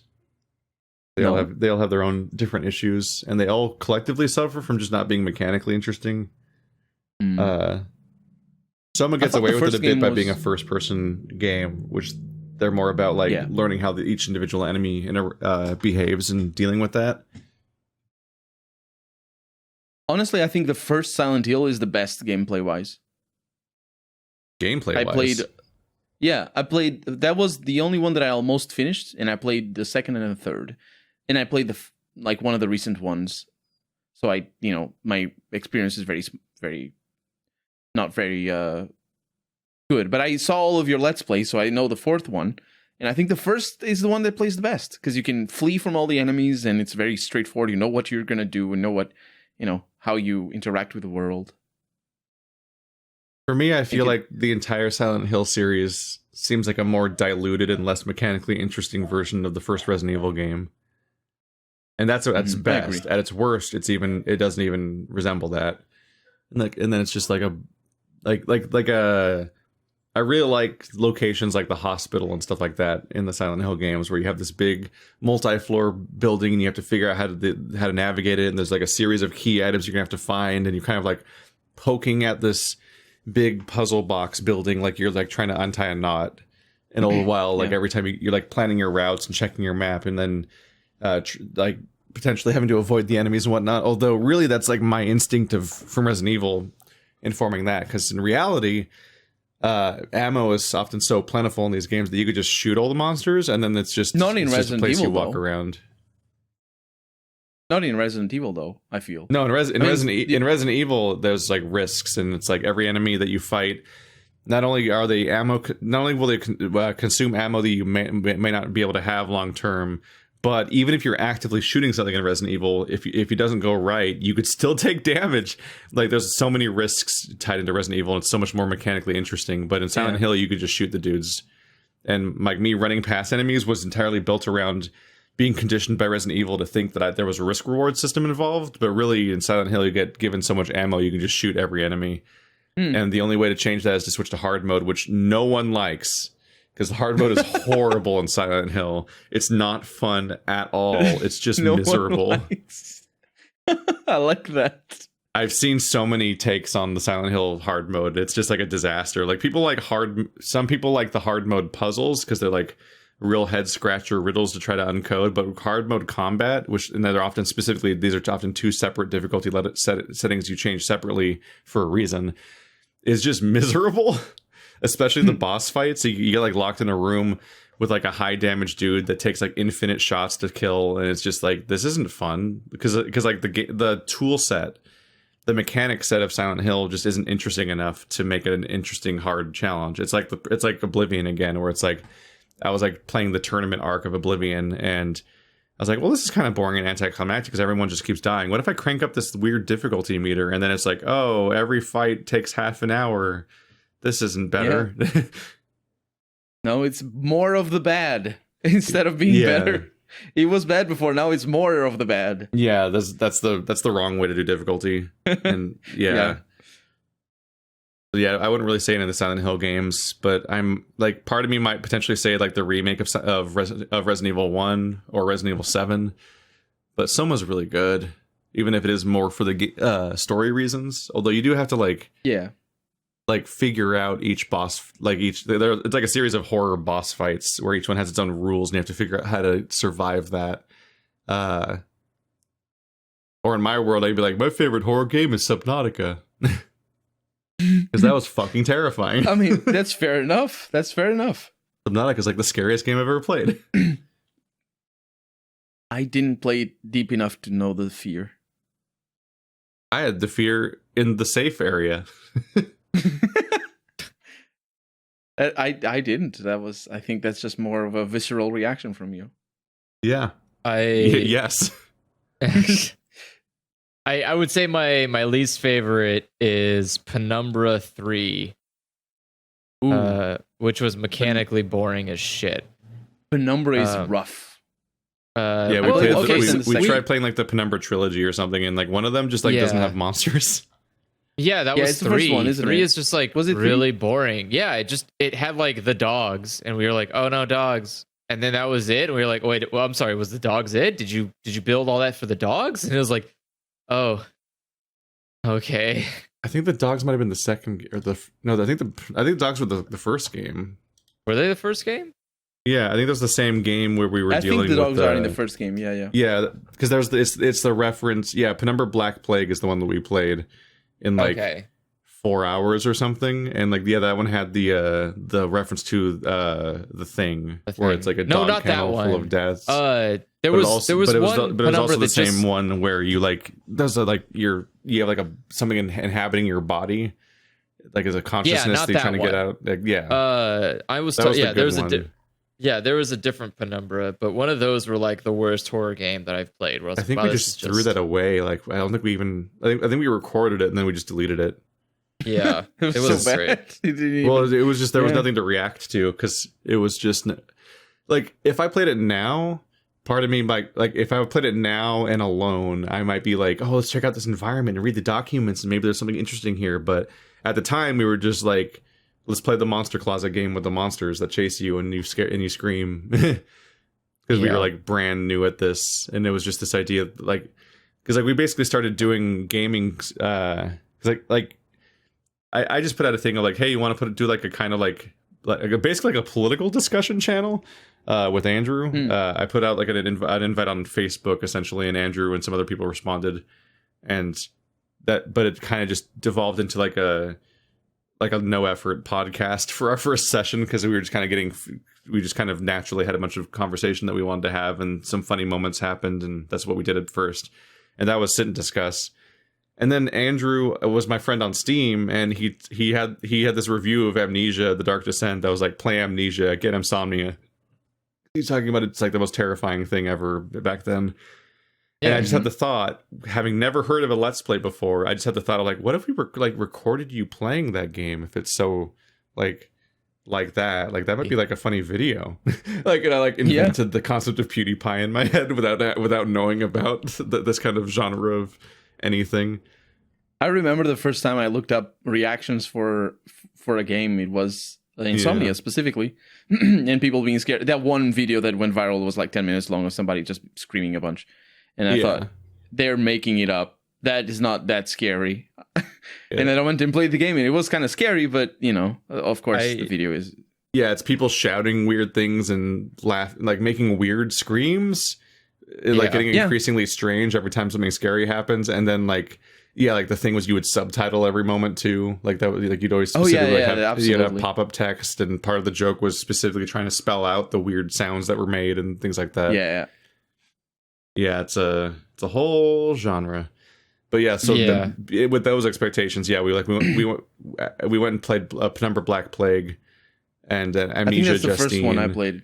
And then like we tried playing Penumbra something else, and we just like deleted it. We're like, this isn't usable. I think Black Plague is the last one. And then I played Black Plague a little bit, and then I liked it enough that I was like, I'm gonna play the first one and play through the whole thing. And then I played the first one, and I didn't finish it. I don't remember. I know it was like in the ice, and there were dogs, and I was on top of boxes, and there were a lot of flares, and it was weird. And a lot of letters, and people being like, "Oh, these letters are so scary," and I'm like, "Yeah, well, okay, you know." I think that's my least favorite. My most favorite is probably PT. Just your most favorite is PT. Thinking back it's on interesting. There's a lot about that game that I think would have been amazing. Like your opinion changed so much over time then, because you were so mad at it. You hated it. I hate it. Well, so I still do hate the part where you have to. Yeah, I hate the part where you have to like scream into your microphone to get things to happen. Specifically, the part where like you keep playing the game for a while and stuff just keeps changing, and you like experiment with ideas and interact with stuff, and then new things change and happen, and new scares happen, and it keeps like evolving and going places, and it feels like this crazy thing. But then it just starts looping forever. And then you're like, what the fuck's wrong? Like, how do you end this? Like, what are we doing wrong? And then you start looking it up online, and it's like a whole ARG where everyone's trying to figure it out. And it's like, oh. Yeah. It's like a buzz machine. It's like, I just want it to be good. That I don't like. But I love the like increasingly less fun to be in this place. Oh, yeah. The fucking feeling. Fridge. Yeah. Like, oh, yeah. Like, you go through the hallway, you're like, oh, all right, that was a moment. And you walk down the hallway, and you're like, what the fuck is that now? Why we got a fridge in the hallway? You know, like the progression of like it keeps getting worse, and then it gets to a point where you're like, oh, this feels kind of good, and then suddenly you're like moving in fast motion. The eyes have the walls have eyes. It's like a Pixies album. You're like, what the fuck happened? Like I just want to go home. It was also like distressingly photorealistic. It was like, so like beautiful. Everyone always talks looking. about good graphics and whatnot, but like PT felt like a real place. PT like, felt uncomfortably real. Well, and I think it's all down to the colors. And like, also, I think Del Toro it, being there was important because that's a real director who probably knows how real sets are made, and so he probably he probably was able to create a like impart that vision. It's There's the like camera. Well, like if you take photos with the DSLR, but the house felt lived in. Like it made sense where things were placed. Oh yeah, that's definitely set building is definitely messes were real looking. The walls and the windows and the placements of those were real looking, and the fact that like there's little parts that that all just come together, like looking over the stairs, like you see the upstairs area, and that's a normal. I thought it was 6 years ago. And that's a normal amount of like creepiness to looking over there in the dark. Like if you've been in a 2-story house and you look, you can see that rafter and you can see how dark it is. Like that's a normal feeling. Like there's so much of it that feels normal. Like the front door area is normal feeling. It has the counter where it has the phone and it has the keys you put in and it has like, the door has a little window next to it on the side that you could look through to see who's at the door. There's so much of it that feels too real to be a video game. And then it starts having creepy things in it. And you're like, crap. The realism and the creepy things combine to a creepy, realistic sensation that I just don't feel like video games want to have, or horror video games don't want to have. Like, Amnesia is good, but Amnesia feels like a cartoon compared to PT. Yeah, where you're like, you're like walking down a hallway and you're like, wow, everything feels cartoonish.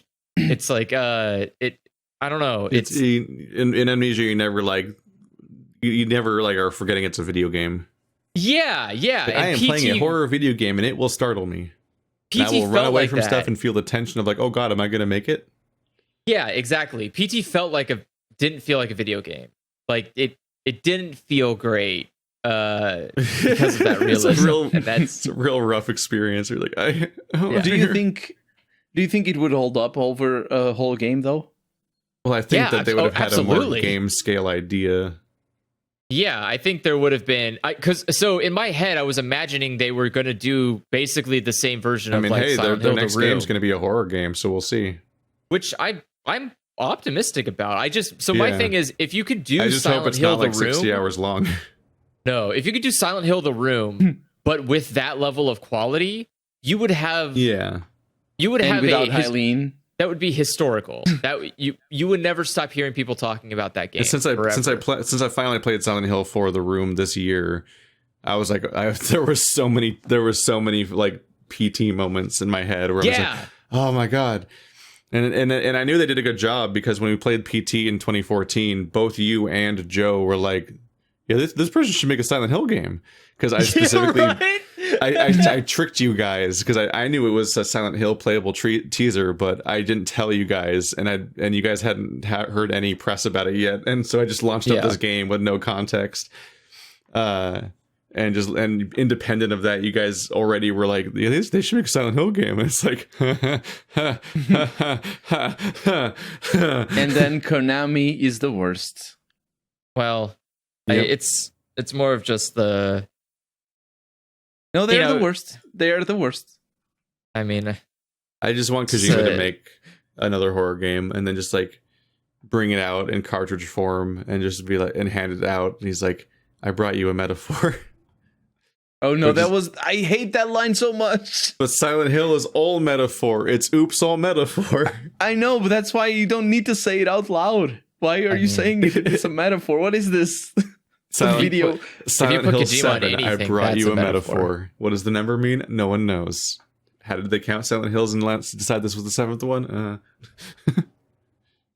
So what's your I'm still thinking about my least favorite. What's your least favorite, Keith? God, there's so many bad ones. I didn't play that many. We've played Hey, now. so many bad ones. Probably Remothered.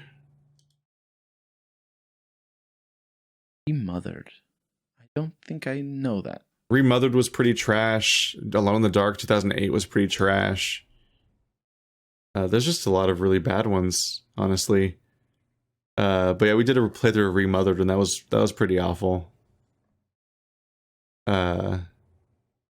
I know what my least favorite is. So go ahead. Sorry. I mean, No, unless you, that's it. I'm trying to remember how the game was. I just remember it being trash. Say you play as like a woman that looks identical, basically, to the woman from Silence of the Lambs, like distractingly so, and you just kind of like wander around this building over and over again. As like sometimes a monster chases you, and it's like really convoluted and confusing, like where you're supposed to be going half the time, if I remember correctly, because it's just a really big open area, and it was just mostly just like the whole game was a pain, and its story I think was like aggressively stupid, but its mechanics were also like bad and annoying, and the game just was a real bad time. But there's plenty of bad ones. Like there's a Gynophobia that was incredibly bad. Alone in the Dark 2008 obviously was like. It was already a bad horror game, but then it got even worse because like midway through they just introduced an open world area out of nowhere, and then they're like, yeah, complete this open world area 100% in order to continue the story, basically. And it's like, why are you doing this to us? Why did you make this area? It doesn't. None of this. This like the game just like stomped on the brakes and was just like, what if we just fucked it up more? And then they never thought, like, maybe we should delete this level. It doesn't have a purpose. There's a lot of bad stuff. Gynophobia was just, like, vaguely about, like, women are scary or something. We hate women. Gynophobia was it's like so the bad. misogyny game, but it did nothing to explore any themes of any kind. Like there's no. I mean, there's no. To nobody's surprise, though. To be honest. Yeah, well, I mean, there's no like it's a surreal location full of insane nonsense, but it really just feels like a series of random assets thrown back to back, like where I was kind of hoping that'd be like, oh, it's like Silent Hill, but it's the personal hell of like a misogynist or something. But like they didn't even go really that far. And then you just fight like Quelaag at the end. It's just a spider lady, and it's like, oh, it's a woman. It's like, yeah, some of the enemies were women, some of them weren't, but none of it really had anything to say or went anywhere. It was just the most shallow, sad thing. For me, my least favorite horror game is The Last of Us 2. No, I'm just kidding. My least favorite horror game is The Forest. It's like Minecraft, except it looks good and it tries to be horror, and it plays bad. It's bad. You might have heard of it. It also, I don't think it looks good either. Yeah, I mean, no, it doesn't look good. It's like, yeah, what I mean looks good as in, it tries to be like good graphics. Yeah, I really hate the particular subsection of like indie PC games that are like first person shooter perspective, and they're trying to be like faux AAA by having like too many effects on the screen, but they're mostly just making the game really distracting and chuggy and awkward. And so it's like, there's That's like let's have like mouse smoothing and motion blurring and lens flares and anisotropic filtering and chromatic aberration, and like everything's just distracting and annoying. And I'm like, all of this, and you can't see anything at night. That's the most important thing. Yeah, like all of Complete blindness. these steps and filters just to layer onto what looks really generic, but without that, and it's just I wish there was style here. I should talk about another game though, just to add to the survival horror discussion that we were having before, or just name drop it. The Long Dark is a very, very good survival game that has a little bit of horror, but not too much, and it's always really recommended alongside Subnautica. They're very different games though, very, very different games. But I'll believe. I didn't like The Forest at all. I mean, not to put it on the same level as maybe Gynophobia or other games like that, but because I think it's done by people who care. But I didn't love it, but I also played it in co-op.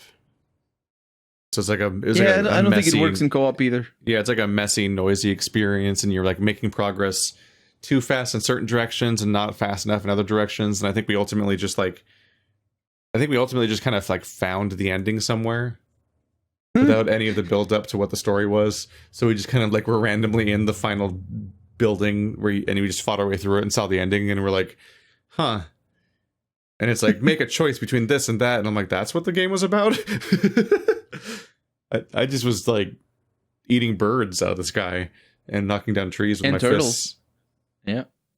The birds just want to die. They just land right next to you, like, come get me. You said you light a fire, they will just die next to you. Yeah. They'll go right next to the fire. It's also a very buggy game, that's true. But I think it's still in early access. Let me look it up. Oh, God. Could it really? I feel like the game's been out since 2012. If it's still in... Oh, my God. I've played a game by Gynophobia. It is not in early access anymore. Good for them. Oh, my God. Witch Hunt. I remember this game. Overwhelmingly positive. All reviews, almost 200,000 reviews. Overwhelmingly positive? Damn. So that's how much of a hot take for the Forest. That's a take. I mean, the Gynophobia guy apparently a lot of people made can be wrong. 3 more games. Not only has he made 3 more games, most of which seem to be about like hunting in the woods, but I've played one of them already. Because it was like Witch Hunt. It was like an 18th century game where you have like flintlock pistols and that other garbage, and you have to fight like Witcher style monsters, and it's like a big long stalking experience of build up and encountering the thing. I remember thinking it was like a neat idea, but then actually playing it, I didn't really want to play any more of it. And he's got a game coming out next year called Skinwalker that looks like just the next iteration of that. Like, it looks like there's a Leshen and some wolves and stuff. Skinwalker Hunt or just Skinwalker? Skinwalker Hunt. The 4th game by the guy that made Gynophobia. What an unfortunate place he started in. Well, yeah. It feels like similar to what The Forest is, although maybe not in terms of gameplay, like building and all that. You got a circular menu for your backpack. Sort of stuff. Do not know. Reminds me that I've never played The Hunt still. Oh, The Hunt is fun. Yeah, people make a big deal about that game. But it also sounds like a Hunt Showdown. There it is. It sounds like it's a ton of build up to like a really abrupt failure probably in most runs. So it's probably not very tryable. Like it sounds like you'd have to take like, it's kind of like Rainbow Six Siege, where you have to put like a lot of hours into like getting it down more before you can start having like a correct experience with it. If you play by yourself, it's definitely, all games are like that, even when you're experienced. It's like you need to be very stealthy, you need to be very careful. But if you have another person with you, then the game assumes a different. It's different strategy, so the combats are a little bit more engaged. It's definitely an interesting idea. You need to be careful though, because you die. The teams are 2 people, right? It can be 1, 2, or 3. And when it's 3 people, it's really complicated because there's a lot of 3 people teams in the map. I mean, there's like 3 people teams in the map. Yeah. So whenever you're under fire, you're going to be under fire by 3 people, or 2 at most, at least. Yeah. So, for those that don't know, Showdown's this interesting competitive first-person PvP game where like you all are dropped into like this map that's like in the bayou or whatever. Like it's like swampy, foresty, crowded, complicated environment. Mm-hmm. And somewhere on that map is like basically like a monster from The Witcher or something, like one of the creepy swampy ones. Like this, everywhere on the map is many monsters, but there's a specific like boss monster somewhere, and you're all competing to kill it first, essentially, but then also competing to like get out alive once you get the kill, because all of the other people are trying to kill you either on the way in or the way out, while trying to claim the trophy for themselves. Also, so monsters.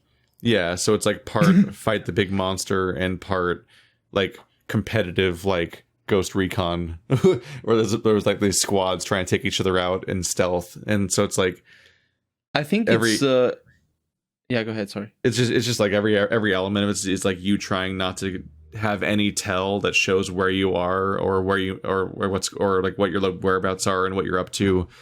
That would let the enemies find you first. And so it's all or potentially laying bait and causing traps and so on. But like you're trying to outwit human enemies that are after you. It's like such a cool idea, but also could be so miserable potentially. It can be very miserable, but mostly because it's a very solitary game. If you play by yourself, like it's stealth. You're in for like half an hour of being quiet. Yeah. And then when you see them, you need to prepare the ambush. If they're alone, then you can just wait for them to be stopped and you headshot them. It's one of those things I've wanted to like get a group together. Yeah, I really like. Excuse me. I have very good memories. There's some 2 or 3 people can have. There's such interesting challenges that are because the thing is like if you play Counter-Strike sorry, Bumpy McSquigums has 400 hours in this game. Yeah, he plays that a lot. He's the one that introduced it to me. The thing is like when you play Counter-Strike, you have 5 against 5 or whatever, and the battles are always like this map and then it's these areas, and it's all very predetermined. In this game, it's also because the map is so big and you have such a diversity of tools available to you, and you have enemies on top of just having your opponents, that there's some situations that are everything is very dynamic. You know what I mean? It's completely unpredictable. Like there was this one situation where we were defending.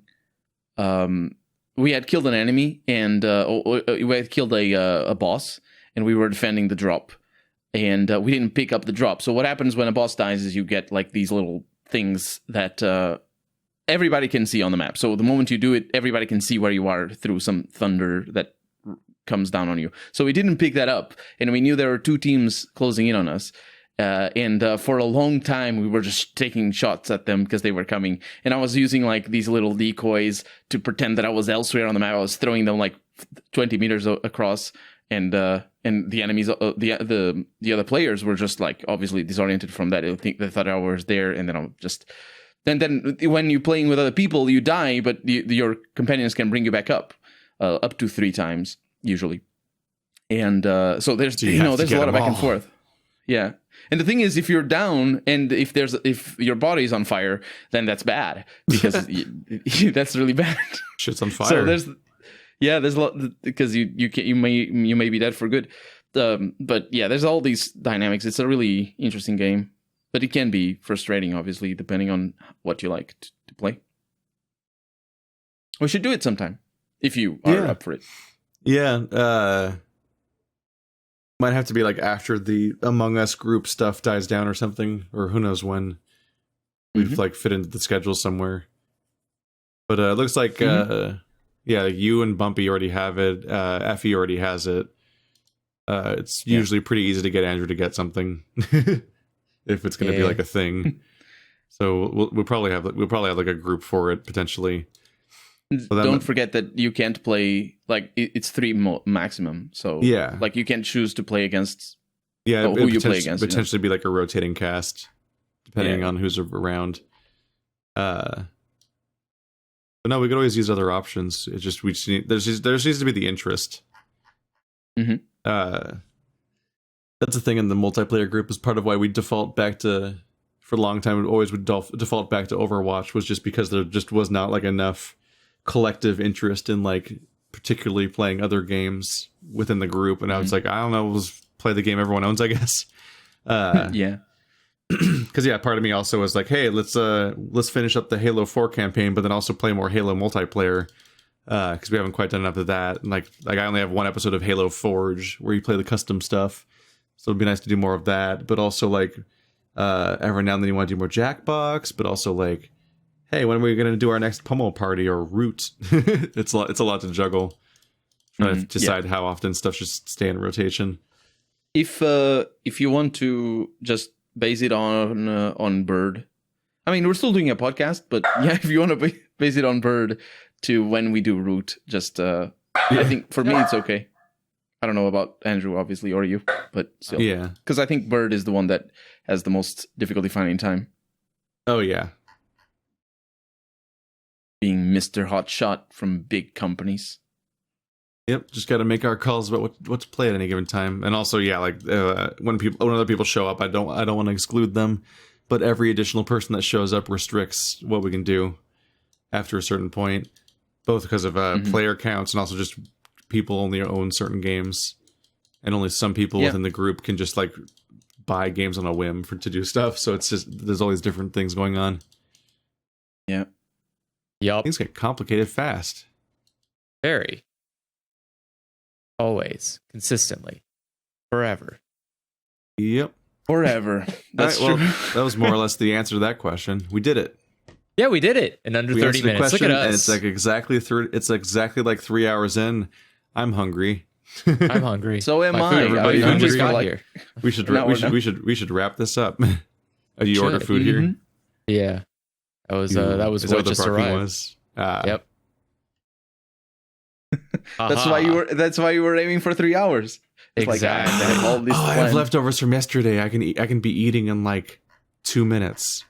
See? I just realized, like, because I ordered from this pot sticker place. I had like a combination plate and pot stickers, but then the pot stickers alone were like enough that I was like, I think I'm done.